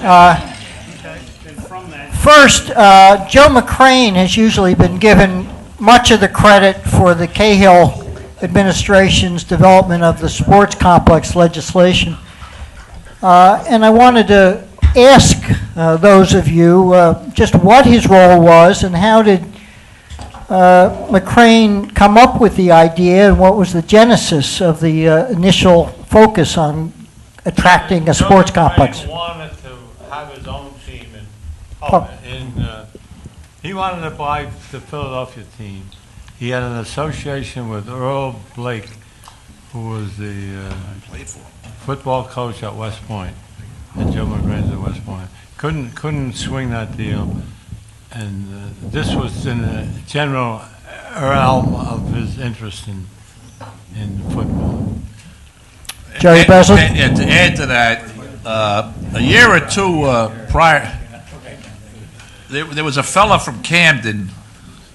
I can't remember his name now. He's a property owner. Maybe Tony will remember his name. Gene Morey. Gene Morey. He tried to put a racetrack in the meadow at Secaucus, and he was Joe McCrane's father-in-law, I think, or related father-in-law, and therefore, I guess the only way they were going to get anybody was going to get a racetrack, because in Hudson County, Jim Dugan probably remembers it specifically, they put it on a public referendum in Hudson County. Would you approve of a racetrack in Hudson County? And it was defeated heavily. But I think that's where McCrane got the geographic area, why he was interested in the Meadowlands for a stadium. And he also played football for West Point, for Earl Blaine. Cliff Goldman. There was a racetrack proposed in the Karlstadt Meadowlands. Correct. And I had to go testify. And, of course, we said, look, the commission was just created. We're opposed to this, which was the state's position. The state attorney general who was conducting this public hearing asked the proponents of this racetrack, in each case, do you know anyone who's in the mafia? And each one said, one person, I know. Anyway, that went down. Then I'm not sure whether it was after or before, they went to Secaucus. It was after, Cliff. It was after, and they couldn't go back to Bergen County for 5 years, so they went to Secaucus. And according to the newspapers, the weekend before the public referendum, people from one of the New York racetracks sent busloads of African-American guys into Secaucus, knocking door to door. You know, I'm going to be working at this racetrack, and can I have a room? And that contributed to the failure. That's exactly right. And that was despite the support of the Hudson County leader at the time, Yeah, who was in favor of the racetrack. That was a two-part referendum.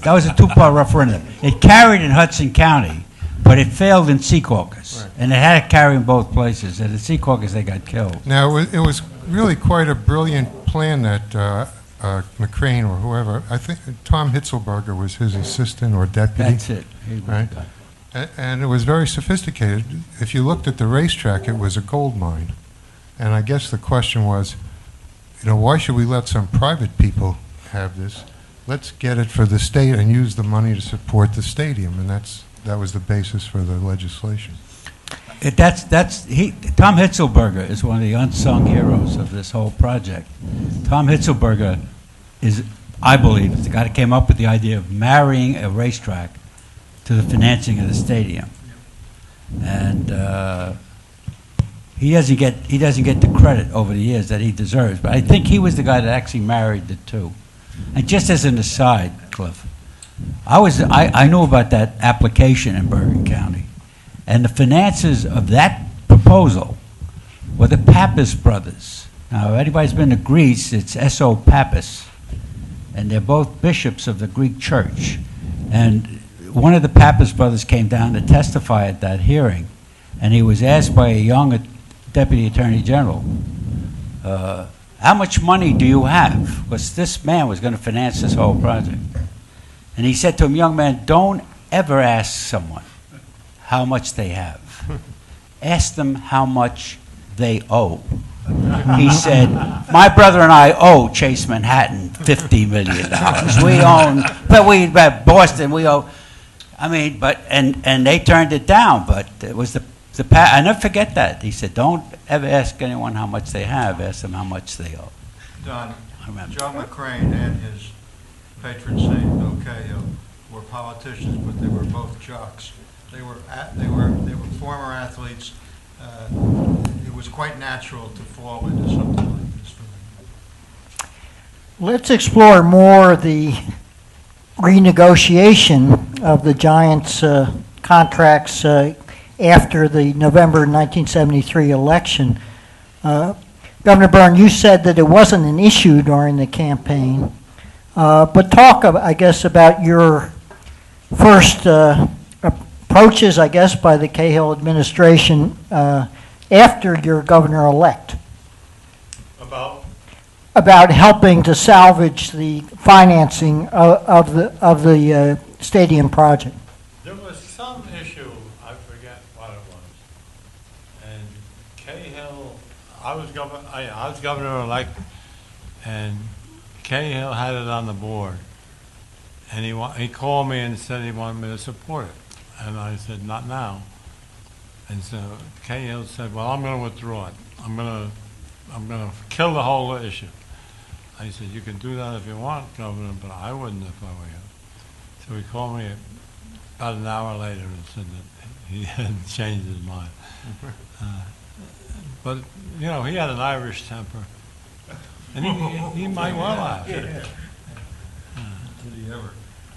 And how about the meetings in New York with Wellington Mara and the other? There was only one meeting. One meeting? One meeting on Friday afternoon. Friday. It was a Friday morning. It was carried through lunch. Sonny Warburton had lunch with the Maras. And I had lunch with Lou Caden and I think Dick Leone. A couple of it. Well, you were there, weren't you? I think so. No, I mean, Tim Dugan was there. Yeah. And that meeting wound up about 3 o'clock in the afternoon, where we had outlined our proposals, what we wanted different on that contract. And they said they would let us know the next day, which was Saturday. I got a call the next day, about 11 o'clock in the morning from Kilcannon, who was somehow His son-in-law, well, son-in-law. No, Jack Merritt's son-in-law. Okay. Timmy's said that they would buy into our recommendation. Did they accept all the terms, or were there some that they rejected? There was no second discussion. It was either they bought what we gave them, or it was over. Was there any discussion about the changing the name? About what? Changing the name from New York? No. No, that was, the major changes were to give the control of the stadium to the Sports Authority instead of to the Giants, with respect to booking it for other uses, which enabled us later to get the Cosmos and the Jets and all these other concerts and everything else. Plus, I think there was like a 50-cent or $1 ticket surcharge on top of the rent that went to the Sports Authority. I mean, the governor negotiated a much better arrangement. The major element was Jerry President. Maris wanted natural turf. Football was only played on natural turf. I wasn't part of these negotiations, but I just know the history. And with the artificial turf, we were able to, one Labor Day weekend, I don't know whether it was 70, I think it was 77 or 78, but we had Cosmos play Argentina on Friday night, sold out. Saturday night, I think Penn State played Nebraska, and Sunday the Giants played somebody. 3 sellouts in a Labor Day weekend, but because we had our artificial turf. If we had natural turf, that wouldn't have been able to take place. Right. Leon Hess would have never come over with the original contract. You mentioned Leon Hess. Let's talk about David Walentz a little bit and his interests in the stadium and also protecting his interests in Monmouth Racetrack. Well, yeah, I think one of the lawyers should comment on this, but we had 14 lawsuits. 14 lawsuits were filed against the Sports Authority before we ever did anything. And one of the lawsuits was by Monmouth Park, but I think Monmouth Park was the main suit. But we had 14 lawsuits that had to be decided. And God, there's another ghost that's not in the room that deserves a lot of credit. A guy by the name of Morris Pashman. You got it. Was a Superior Court judge who wrote the opinion on the constitutionality of the borrowing and upheld that we didn't violate the credit clause of the Constitution, and the environmentalists didn't have a leg to stand on. The environmentalists in those days, believe me, didn't have the power or the strength that they have today. But Monmouth Park and the New York racing interests played the most. And don't forget, Monmouth Park was not Monmouth Park. Monmouth Park was David T. Walentz. Well, how much did General Walentz lobby you? Well, I could tell you a little bit of history. This is a story about how politics makes strange bedfellows. I was a county chairman in the spring of 1973, and I endorsed Brendan Byrne in the Democratic primary. And then he got elected in the general election. Then the issue came up about whether the sports complex was going to be built or not. And I worked for my uncle John Breslin at the time, and he called me down to his office and he said, "David Walentz is on the phone." So he said, "Jerry," I used to call him Uncle David. So I said, "Uncle David, how are you?" He says, "I'm going to have my son Robert speak to you." And Robert Walentz spoke to me and he said, "We want you, because of my uncle's name, the name Breslin in the Bergen County court system, to file a lawsuit on behalf of Monmouth Park to stop the construction of the Meadowlands racetrack." And I said, I can't do that." And he said to me, "Well, we'll give you can name your own amount. We'll give you any retainer you want." I said, "I can't do that." And my Uncle John, I'll forget, sitting in the chair. And he's like, I'm standing up. He said, "Why?" I said, "Look, I endorse Brendan Byrne. I don't know what his position is, whether he wants the racetrack or not. If he wants it, I don't want to go against him." And so when the conversation ended, I'll never forget my uncle, who was a very pragmatic guy. He said, "Boy, you are very idealistic." But then later, as we all know, Brendan appointed Robert Walentz Chief Justice of the Supreme Court. He's one of the best in the whole country. So, and a class act. And a class guy. Sarah Dugan.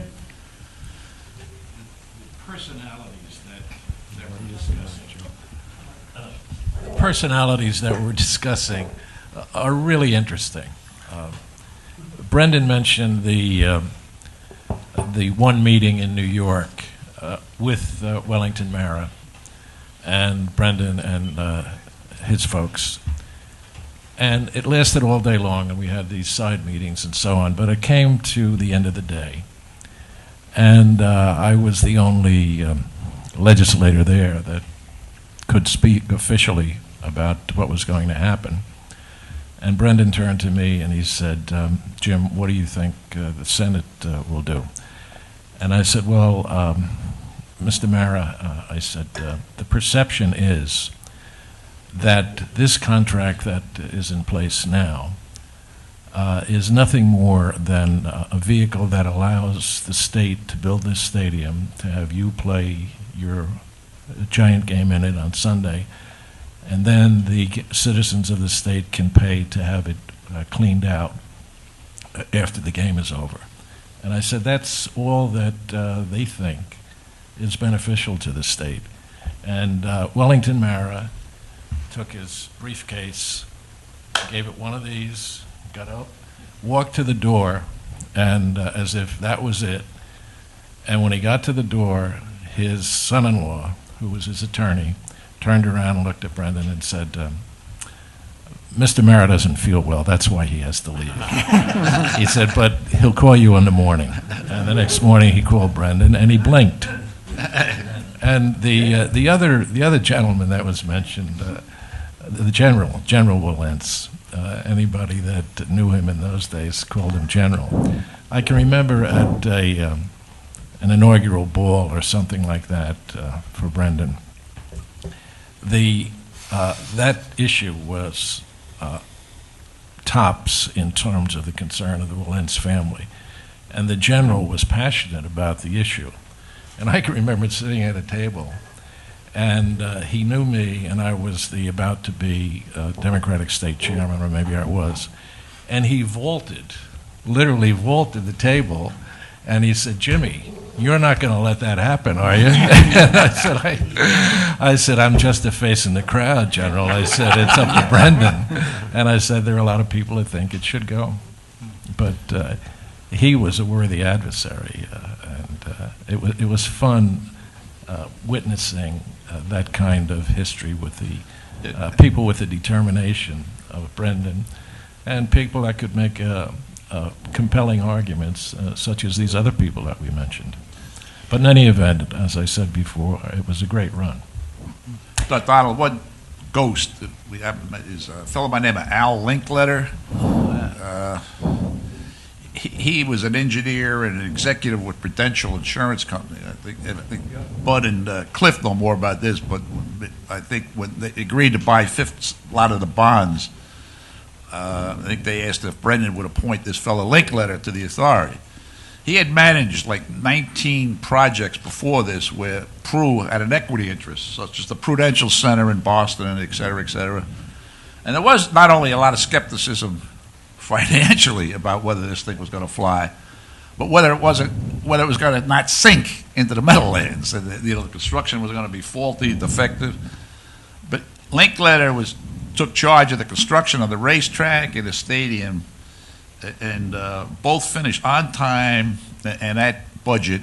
And Cliff and Adrian can tell you the guy was a nice gentleman, quiet guy, and he had contributed a lot to the physical buildings actually being built and not falling apart.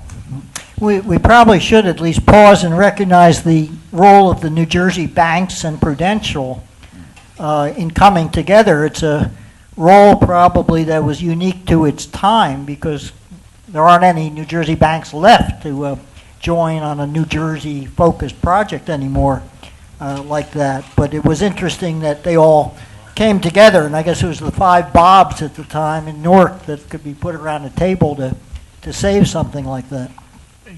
Cliff, didn't Bob Verdun have a significant role in all this? Oh, yeah.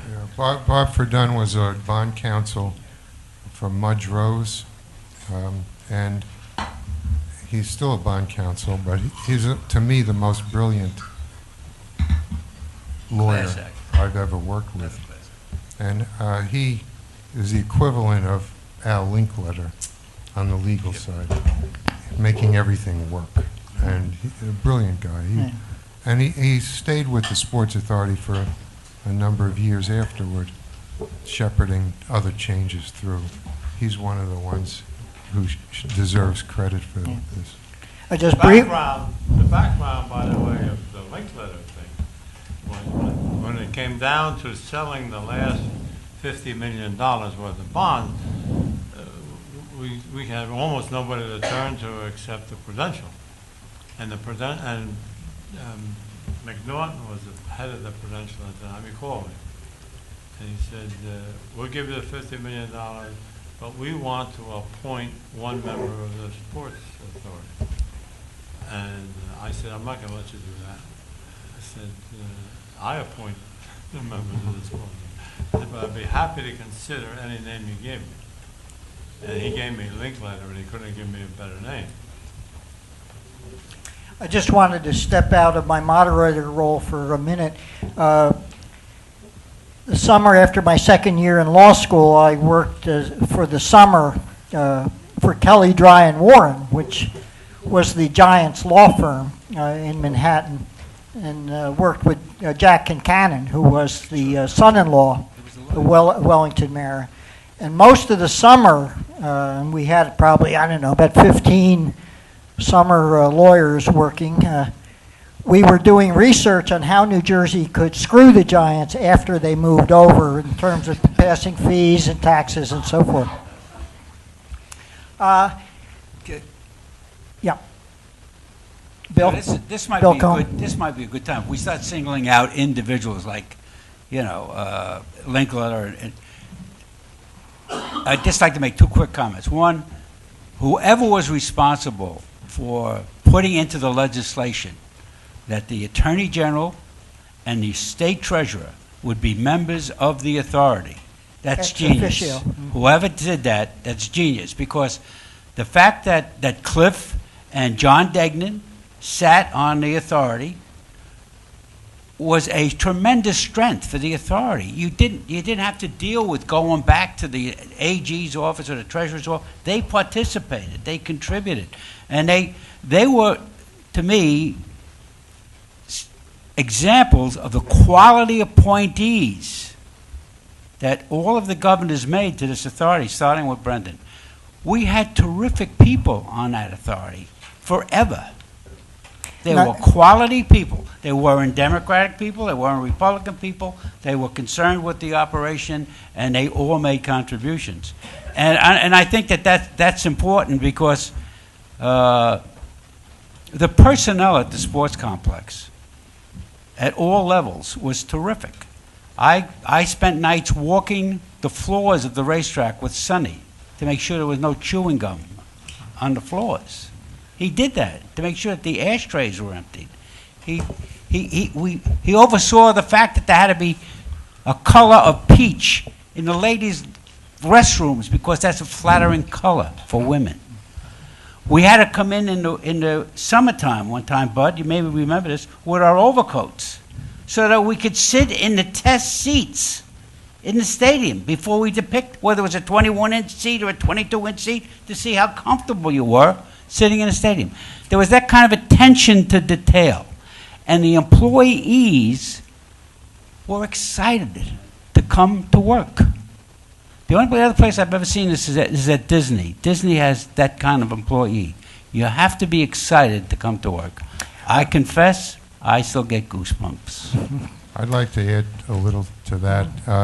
It was really a great honor and educational benefit to me to work with Sonny Werblin to see how he ran something. And along the lines that Bill was talking about, here's one story. We were in the authority box when the Giants were playing early, maybe the first game, I don't know.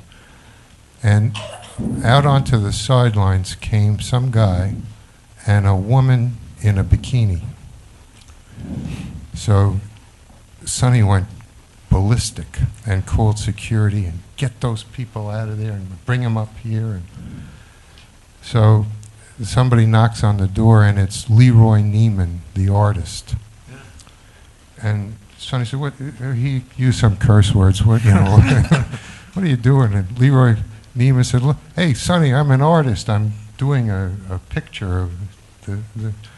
And Sonny said, "I remember when you were designing Schmattes on 23rd Street."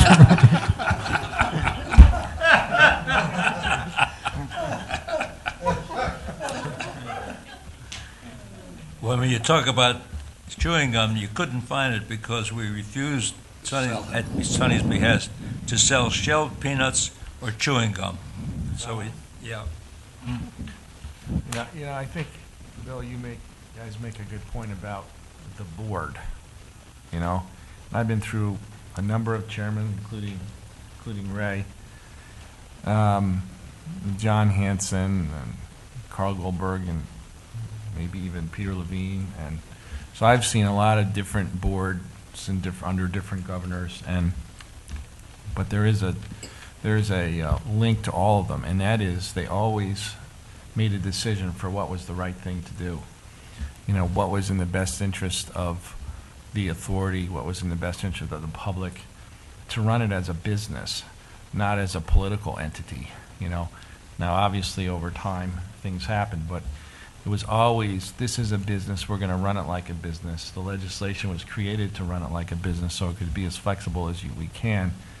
And they also, allowed the organization to hire industry professionals, people who know how to run a racing business, or who knew how to run a stadium with 80,000 people in it, knew how to interface with professional sports franchises, those types of things. And it exists till this day. And I think largely that's probably the greatest strength historically of the authority, was the fact that it was allowed to run as a business and not as a political entity, and the people that were allowed to be hired and still hired there and still to this day deliver, last night being a perfect example, tremendous events. We did a week ago You know, Friday night we had a professional soccer game. Saturday we had a college football. Sunday we had a Jets game, and on Wednesday we had U2. You know, all in a matter of days. You know, but it takes people and dedication and organization to pull that off, and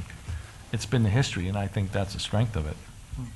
I also wanted to mention that on a lower level, the staff involvement, the governor's office and the departments and the commission and the authority that we found in going through the state archives and other papers, it indicates how much interest there was and there still is in getting to the right result.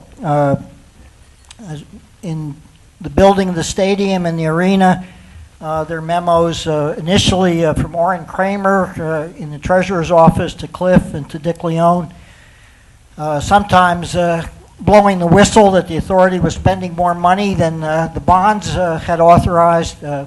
John Degnan was sort of monitoring the transportation issues with Alan Sagner and Marty Robbins.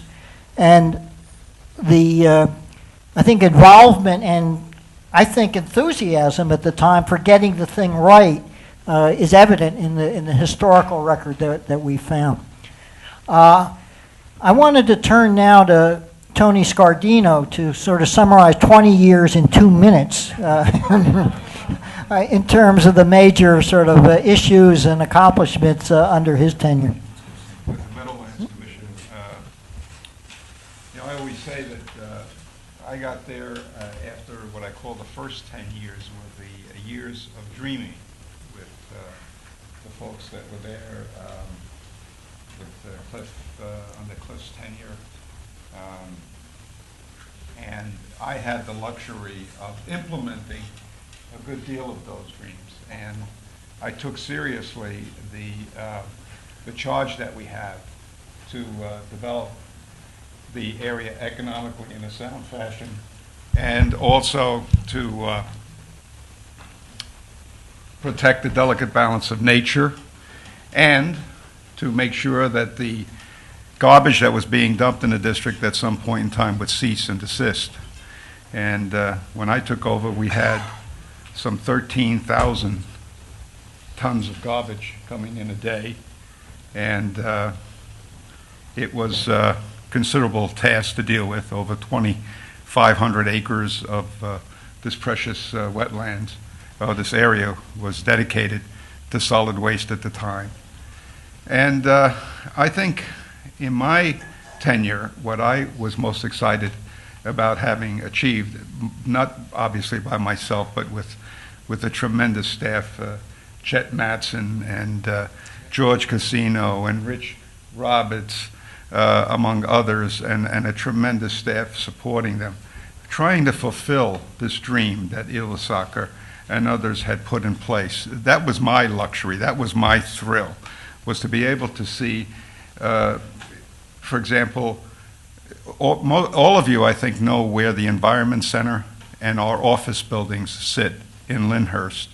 And I'll never forget that when I took over in 1981, in January of 81, Chet Mattson came to my office, and we were in East Rutherford in the Sisselman building at the time in East Rutherford, and he lays out these plans to me, and he said, look, he said, we're going to build this building. And we went through a selection of sites. We went to Secaucus. We went all over the 14 communities in the district. And we settled on this area in Lyndhurst.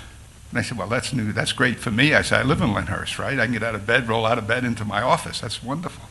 I said, but where is this location? I knew the location. If you recall, earlier in my opening comments, I said that as a kid I used to ride the pipeline and go down and crab. Well, it was literally, that's almost that same path that I used to take as a kid that led to the site where they wanted to put this building. Now, the building was going to be placed on the base of an impoundment, a body of water that weighed maybe 12 inches to 18 inches deep at most. And it was so bad, so polluted, because it sat on the foothills of an active landfill called the Kingsland landfill, where Bergen County, mostly Bergen County garbage was being dumped at the time. So this impoundment was so bad it was bubbling with toxins. You could see it. I mean, nothing could live in this thing. If you fell into it, you'd have to be afraid that you'd die of poisoning. And I said, this is where you're going to put a building? I said, yeah. And this is, I'm learning now. Don't forget, I'm new at all this. And these were my teachers, so to speak. And I'm saying, well, what does it mean? So this is where the mandate that the commission was formed to do really came to me. And they said, well, what we want to do is we want to prove that what the legislature asked us to do, what we would define to achieve, would happen by literally changing this area from one of degradation, decay, into something useful, manageable, and active environmentally. And I said, well, and it was sort of like a born-again kind of situation for me. And it was a wonderful, wonderful dream. I said, wow, is that, I mean, talk about being idealistic.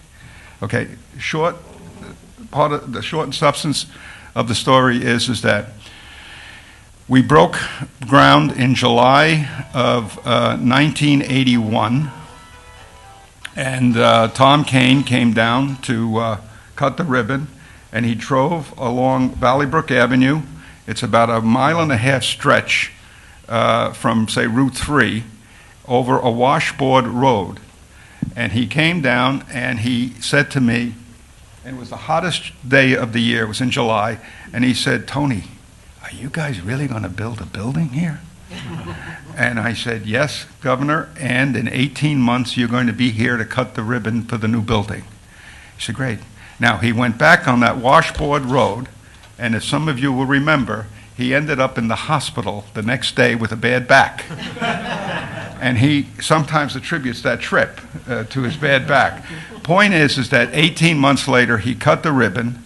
The staff at the Meadowlands Commission literally turned that impoundment into a thriving body of water where I, sitting in my office in this building that we built, looked out the window and could see carp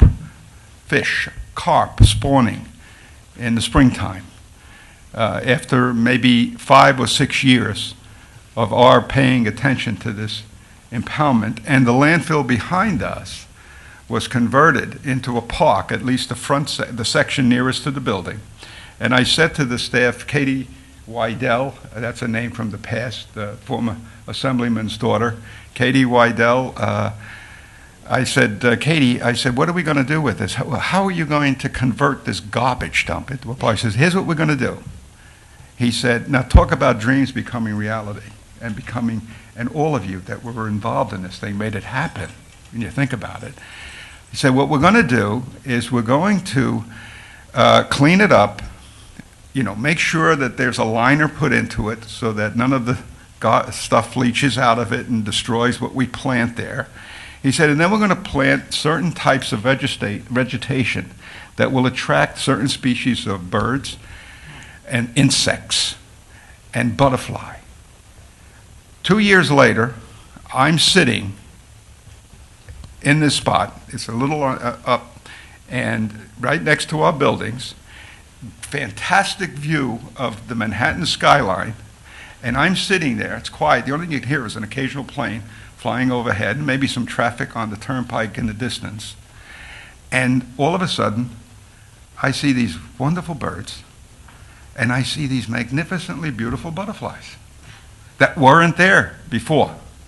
That was the transformation. I tell that story because when people say, well, you got a nutty idea here, you guys didn't have a nutty idea because it worked, and I'm a witness to that. I've seen it work. And the boys and girls, the men and women that are still down there are still working at it, trying to do the same thing, hopefully to the same extent that we were doing it at the time that I was there. It was absolutely magnificent. One other thing that I'm proud of having worked with my staff on was the development of the Environment Center, which the Sports Authority contributes to. The Sports Authority literally made our Environment Center happen, but the concept behind the Environment Center was to say, look, let's not just have something we call an Environment Center and have people come down and see things related to the environment.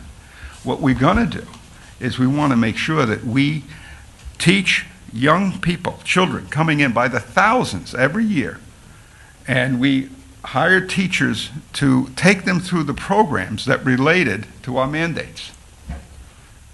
And we had literally, in our museum, and I'm to this day sorry they ever got rid of it, and I don't know if any of you remember seeing it, but we built a garbage dump in the museum.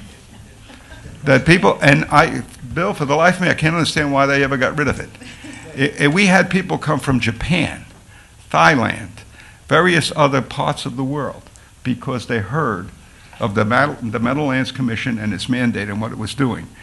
And I can say to this, that Brendan asked a question earlier about whether or not the Meadowlands Commission would have survived without the sports complex, and I say absolutely. There was no question about it, because it was, first of all, it was created before the sports complex was even a speck in anybody's eye. And so, and there was a definite need for the kinds of things that I described that need to get done there. So, you know, in a nutshell, I give you 20 years. in the middle. Go ahead. Are we going to do a where are we now? Yes, right now, actually. Let's fast forward to where we are now. Unfortunately, I see Ray Bateman leaving. I'm sure he'd have opinions on this.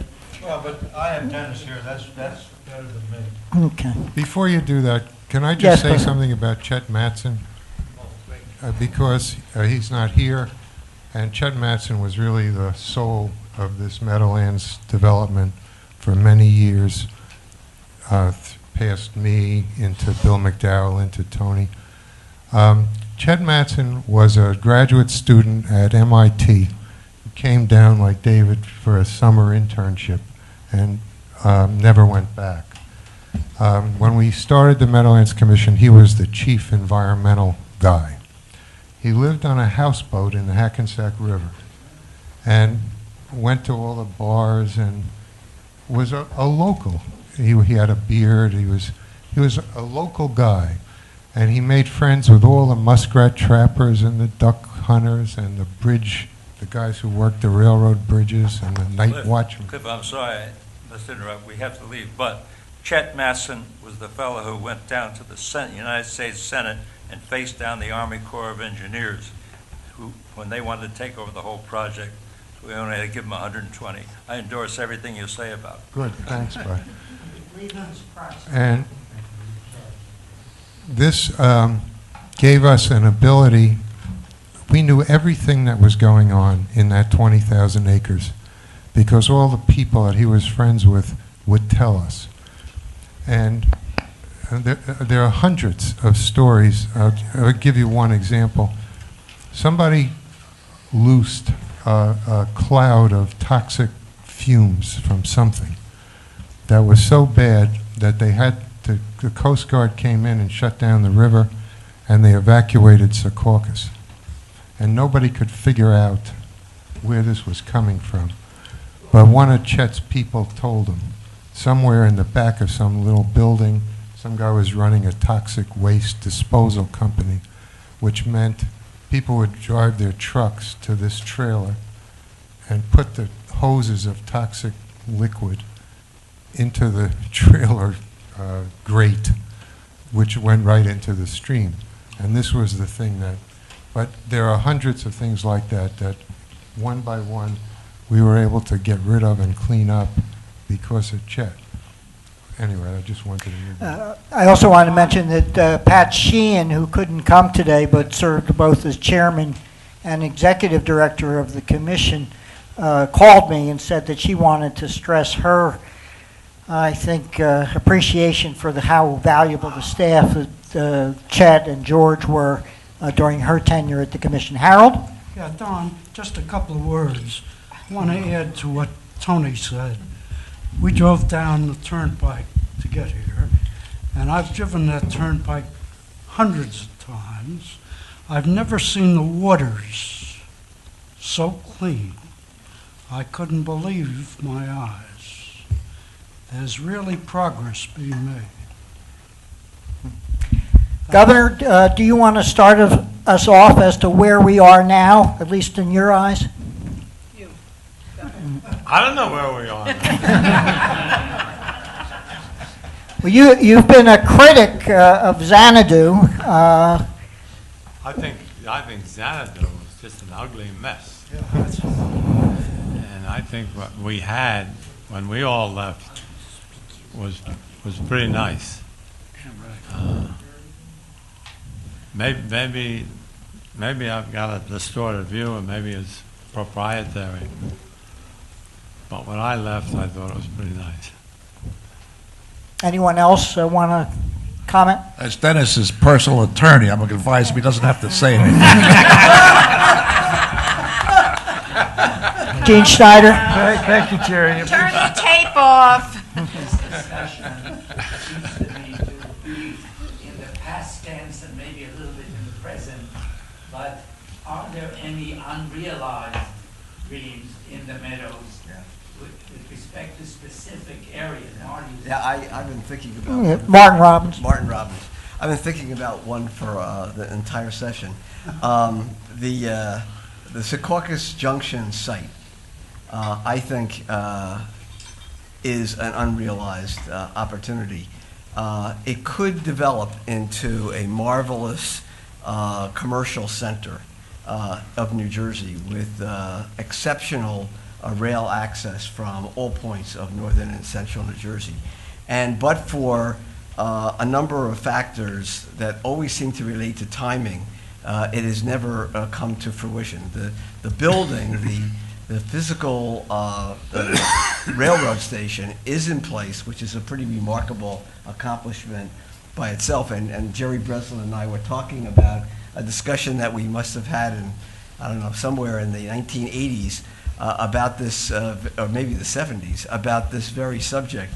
And it took a lot to get a lot of the transportation people to see the value of Secaucus Junction, and its ultimate value, I think, can be phenomenal. But one of the things that concerned me was that the 15X interchange was delayed for an ungodly amount of time, and we missed a number of commercial cycles where development could have occurred because 15X wasn't in place. And now, obviously, this is a very, very difficult time for a major, costly development. But New Jersey Transit has secured a lot of the rights now, and so it is under some degree of public control. And I think that the leadership of the state of New Jersey should make it a priority that the air rights at Secaucus is something that should be pursued and should be built, instead of just leaving it to happenstance whether or not it happens. I think it's really a strategic site for New Jersey. Gene Schneider. Well, isn't it an opportune time, given, quote, stimulus money and other infrastructure interests, to go after the possibility of building now? Well, the irony is that much of the infrastructure is actually there, because when they built the Secaucus Junction, they laid out the infrastructure so that building could occur on top of it.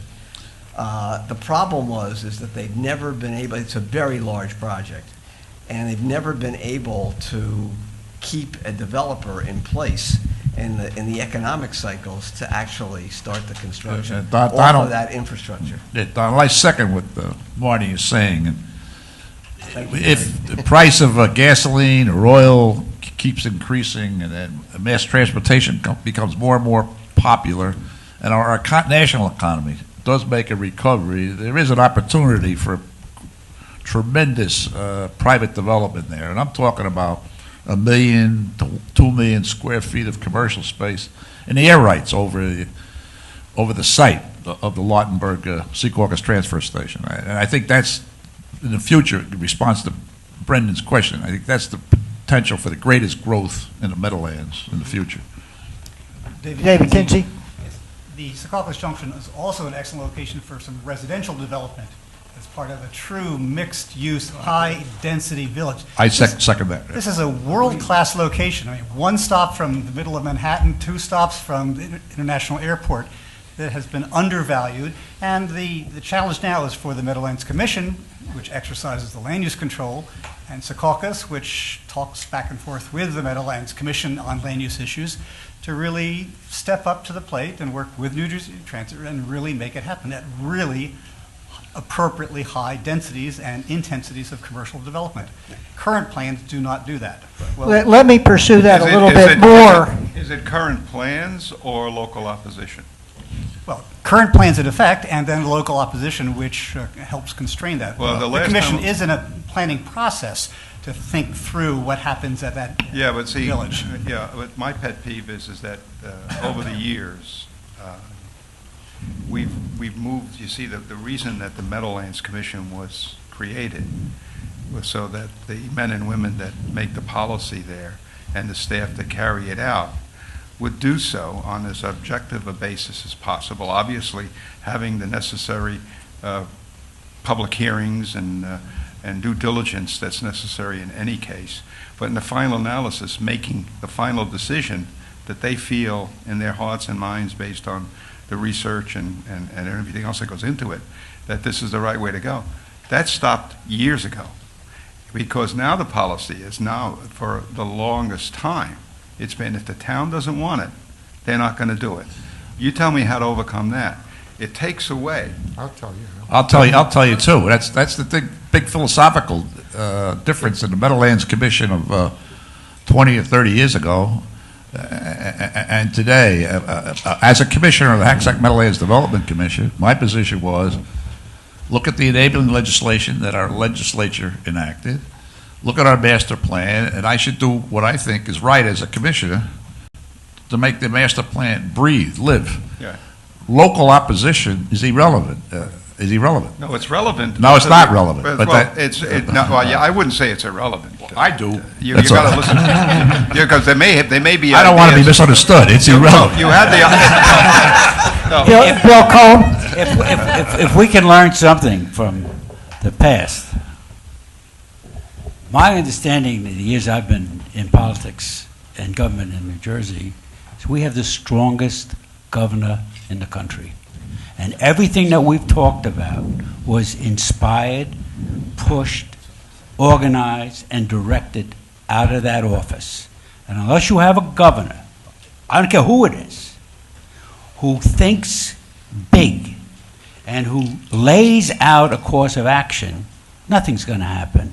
We have a team going to Brooklyn that's going to be owned by the richest man in Rutgers. In Russia. Not Rutgers. They're going to be called the Nyates, the NBA Nyates they're going to be called. We let that happen. We let an arena be built in Newark. That should have never happened. We had an arena built in Newark. There was nothing wrong with the bloody arena that we had. I thought the architect of our arena, the Byrne Arena, did a brilliant job. I don't have any problem with that arena. I take my grandchildren to that arena in a minute. Nothing wrong with that arena. Why the hell do we need an arena in Newark? Never should have happened. Because Sharp Janes want to have a Newark arena? Ridiculous. That's because you need to build. If you talk about transportation, you talk about housing, you need a plan, and the plan has to originate with a strong governor. If we have a strong governor, whoever he is, whichever party he is, these things will happen. If we don't, we can be sitting here 40 years later and we'll be looking at ruins. Ruins. We can learn something else. We got the jets out of New York because, and I like Mayor Koch, they had the dirtiest restrooms in America. People didn't want to go to the Johns at Shea Stadium because they were filthy. And you had a landlord, the person who owned it, who owned the team, who wanted to get them out. You had Wellington Mara, who was treated like a poor relation. The Giants were treated like a semi-pro team from Queens. That's the truth. That's why he was so susceptible. Brendan is a great negotiator, but Mr. Mara was dying to get out of New York. Dying to get out of New York. Now, so what I'm saying is, if we learn from the past, if we take care of what we have now and make it as good as we can make it, because the arena and the stadium, year after year, were voted by the people who use them as the best arena and stadium in the country. And if we have a governor who will pull all this together and hook it.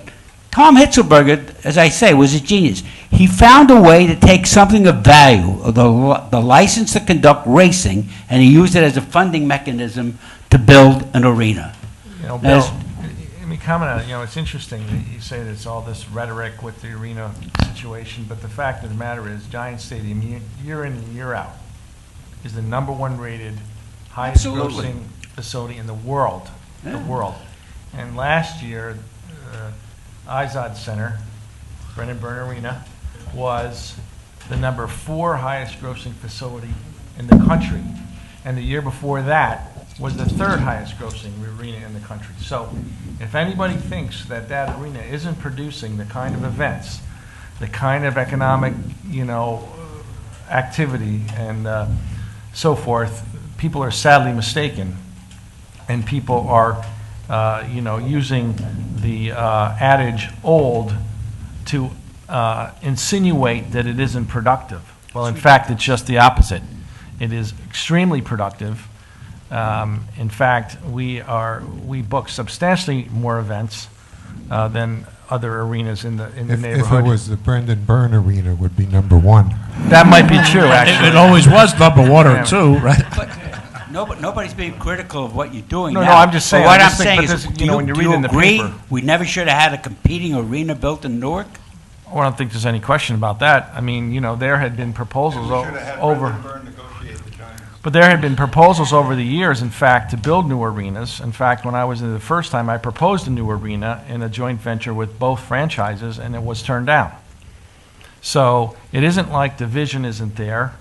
You know, we had the vision in the mid-'90s to bring the rail, you know, when we first developed the first master plan back when under my development area in 1994, which we won a state award for in master planning, to bring the rail terminal back to the rail link to the Meadowlands. And of course, last night we did over 21,000 on the rail, which is good and bad because we had some issues with wait time, but nonetheless, obviously there's a demand for it. So we're not short of vision. The issue with New Jersey, my opinion is people would rather do something new rather than reinvest in the successful and continue to reinvest, though, you know, in those assets that have been so productive over time.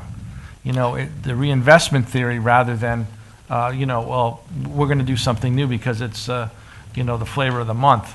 You know, in my you know, vision of the future, you know, obviously with the new rail link, with the new stadium, you know, that's privately financed, 100% privately financed, which the Sports Authority will have a large operating role in the new stadium.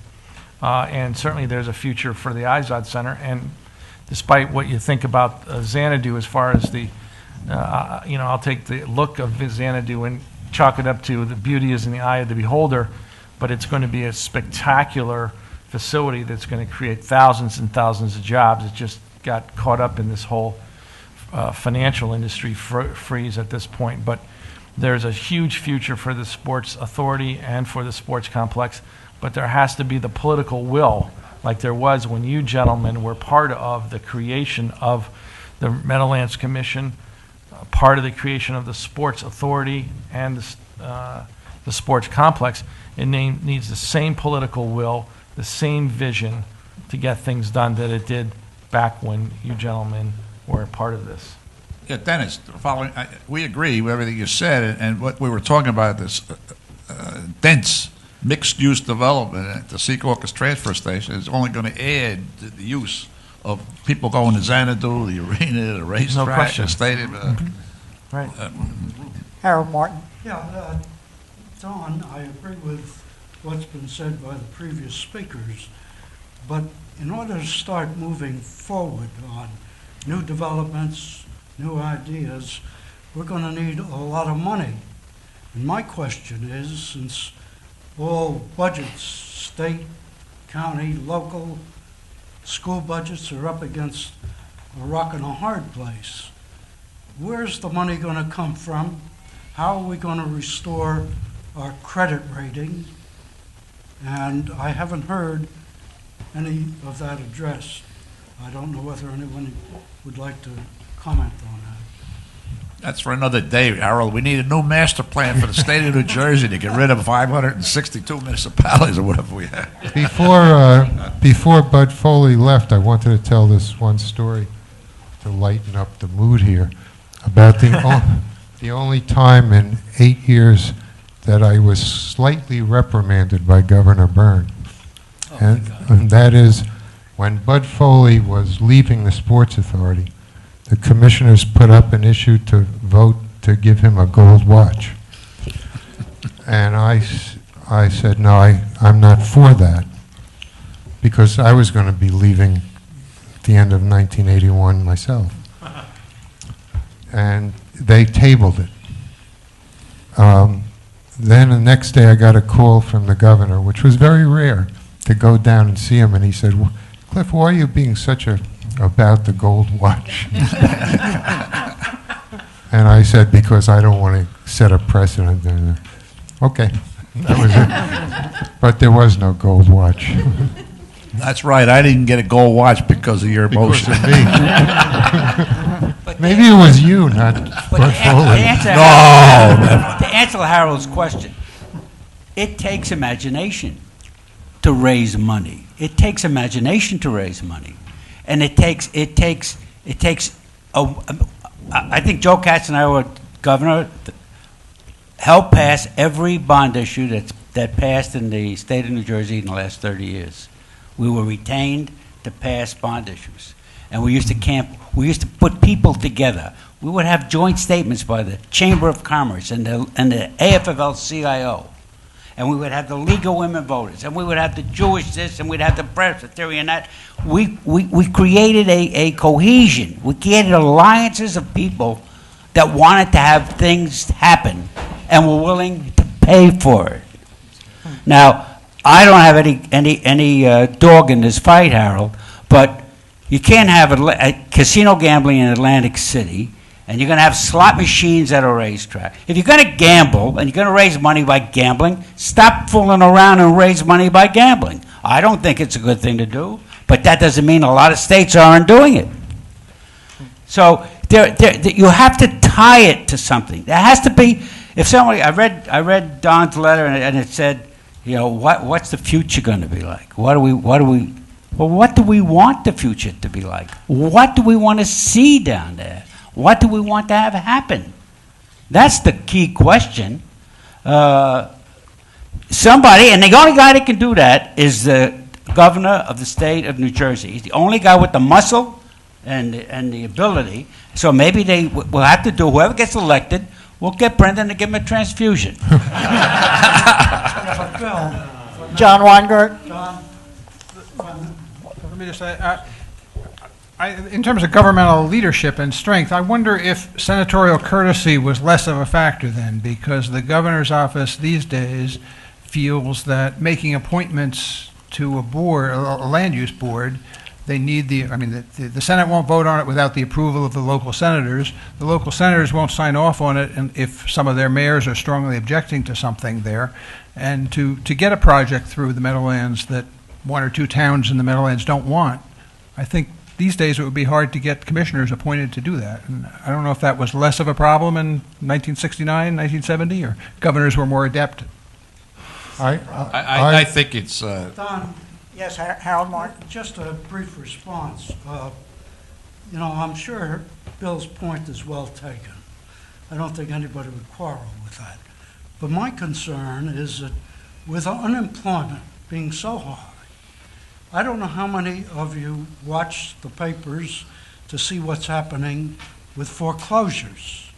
But if you look at the Bergen Record on Wednesdays, you'll see 2 weeks ago, I guess it was, I counted 87 foreclosure sales. Yesterday, I counted 30. What I'm saying is that I think that there comes a point where you've got to, you know, I appreciate your idealism. I share that with you. But you've got to, at some point, be practical and figure out how you're going to raise the money. I don't have to tell you, Governor Byrne had a heck of a time with the legislature, as any governor has, because the legislature wants to spend more money, and this is not just New Jersey. It's the nature of the beast. Every legislator wants more things for his district or her district. And some of those things wind up in the budget. Unfortunately, a lot of them wind up, and some of them are not warranted. But at some point, you've got to balance that with the resources and the ability of people to pay their bills. I mean, when you see the numbers of foreclosures, it's pretty scary. And I don't think we've seen the end of this. I don't want to be a doomsayer, but, you know, there are a lot of people hurting. Well, let me take off from that. I think, Harold, that what Marty Robbins started, Bill Cole followed up with, is we're talking about private investment, not public. Not public, attracting the private sector to put money into New Jersey. I want the private sector to take over. Take over what? Take Well, over let me- the development. let me talk- You're saying. No, I want the private sector to build buildings. Let me talk Can about, Can I just make, at the earliest, when we were created in the spring of 1969, Hartz Mountain bought all that land in Secaucus, maybe a couple of months before that. And what was going on in the development of the Meadowlands in those days was these concrete block, one-story storage buildings. And in our first meeting in the spring of 1969, we put a line around any developed area and said no one can develop anything outside this line for 2 years until we get control. Hartz Mountain went crazy. And in the end, we changed all the zoning of their property from that kind of building to office buildings, housing, whatever. And that's what they had to do. Now, years later, when I was gone from the Meadowlands Commission, I saw a column in the Star Ledger with Gene Heller from Hartz Mountain. Said, you know, we were stupid, and it took these guys at the Meadowlands Commission to straighten us out and force us to do what was in our interest. So now you have billions of dollars of rateable development and thousands of jobs contributing to the state, to the local governments, by reason of good planning. That's what we have to do. But to take off a bit from Harold's point, the Meadowlands and the sports complex were conceived in a period of greater optimism than we're facing right now. And are we now entering a period where, with the strain on both public and private financial markets, that we're just going to have to lower our expectations, that the Meadowlands is never really going to reach maybe this concept of the 60s of a mega city or of a brand new complex of entertainment and shopping and so forth. It's just never going to happen. I don't agree with that. Absolutely not. Right. I don't agree with that. I don't either. First of all, I don't either. If you're going to do planning, you got to assume that things are going to get better. You're planning for tomorrow. You're not. You're planning for tomorrow. Right? What about? I don't know how Brendan feels about it. What about a constitutional convention in the state of New Jersey? If I were running for governor, I'd be for a constitutional convention, and I would have land use, and I would have taxation, and I would have all kinds of things. Legislative reform. I'd have them all on the agenda. Let's have a constitutional convention. Now, just as a historical note, Harold, we researched this. The Roman Colosseum was built by a tax on beer and brothels. It's probably built over local opposition too. But Just seriously, before you the fall of the got Roman to plan Empire. for. What do you want at the Meadowlands? Do you want a small city in the Meadowlands? Do you want a mix of commercial properties? Do you want to start talking about transportation that's tied into places of employment so that people don't commute and use their cars? I mean, I remember going down to Maryland 100 years ago and being told this is the future. This is tomorrow. Oh no, tomorrow never came. If you're going to plan, you have to plan now. because things aren't always going to be bad, Harold. I mean, they keep printing money in Washington. Sooner or later they'll stop. But Dave Kinsey, you disagreed also. Why? I think it comes down to political leadership. We have Governor Byrne here, who has demonstrated leadership in the power of the appointment to these commissions, and particularly to the Meadowlands Commission and the Sports Authority. Tony Scarnito made the point that there's been a shift in the Meadowlands away from regional decision-making to really letting the locals help decide, and that's the shift that needs to change for the Meadowlands Commission to really achieve the vision that was established 40 years ago. Secaucus Junction is the classic example. The most recent land use built there, just to the west of the turnpike, is a surface parking lot. It'll be there for 7 years maximum, but still, it's a surface parking lot. That's a place that cries out for high-density, mixed-use, residential, and commercial development. And that can happen. Our history has shown that. It takes political leadership from the governor. Lou Thurston? It's important and it's fine to talk about new projects and being creative, but I think the first thing that needs to be addressed is what we have right now. And if you look at the sports complex, I'm going to identify four issues that have to be addressed right now. The first is you've got Xanadu. The second is you've got a new Giants stadium. The third is the arena and the competition with the arena in Newark. And fourth is the racing industry. The concentration first should be to make those things succeed and resolve the issue of the two arenas. You want Giant Stadium to be a great success. You want Xanadu because you can't really go back and scrap it now, I guess. You want it to be successful. How do you go about doing that? And sadly, in the gubernatorial campaign, of course, we don't hear the candidates talking about these kinds of things. But that's what needs to be done first, and then you start to look at the other imaginative things that are possible. We've gone over a little bit of the time we said we'd finish, unless there's someone who has something that they certainly want to say before we close. I'd like to thank you for coming today. We also encourage you to send us any memos, photographs, other memorabilia that we could add to our electronic archive. And if any of you are interested in the broader goals of the Rutgers program on the governor, please contact me. We can discuss it. And we'd appreciate your support, both in terms of sharing your memories, also sharing checkbooks if that's relevant. And we hope that you'll attend future programs that we're going to be sponsoring throughout the coming years. Thank you. Thank you.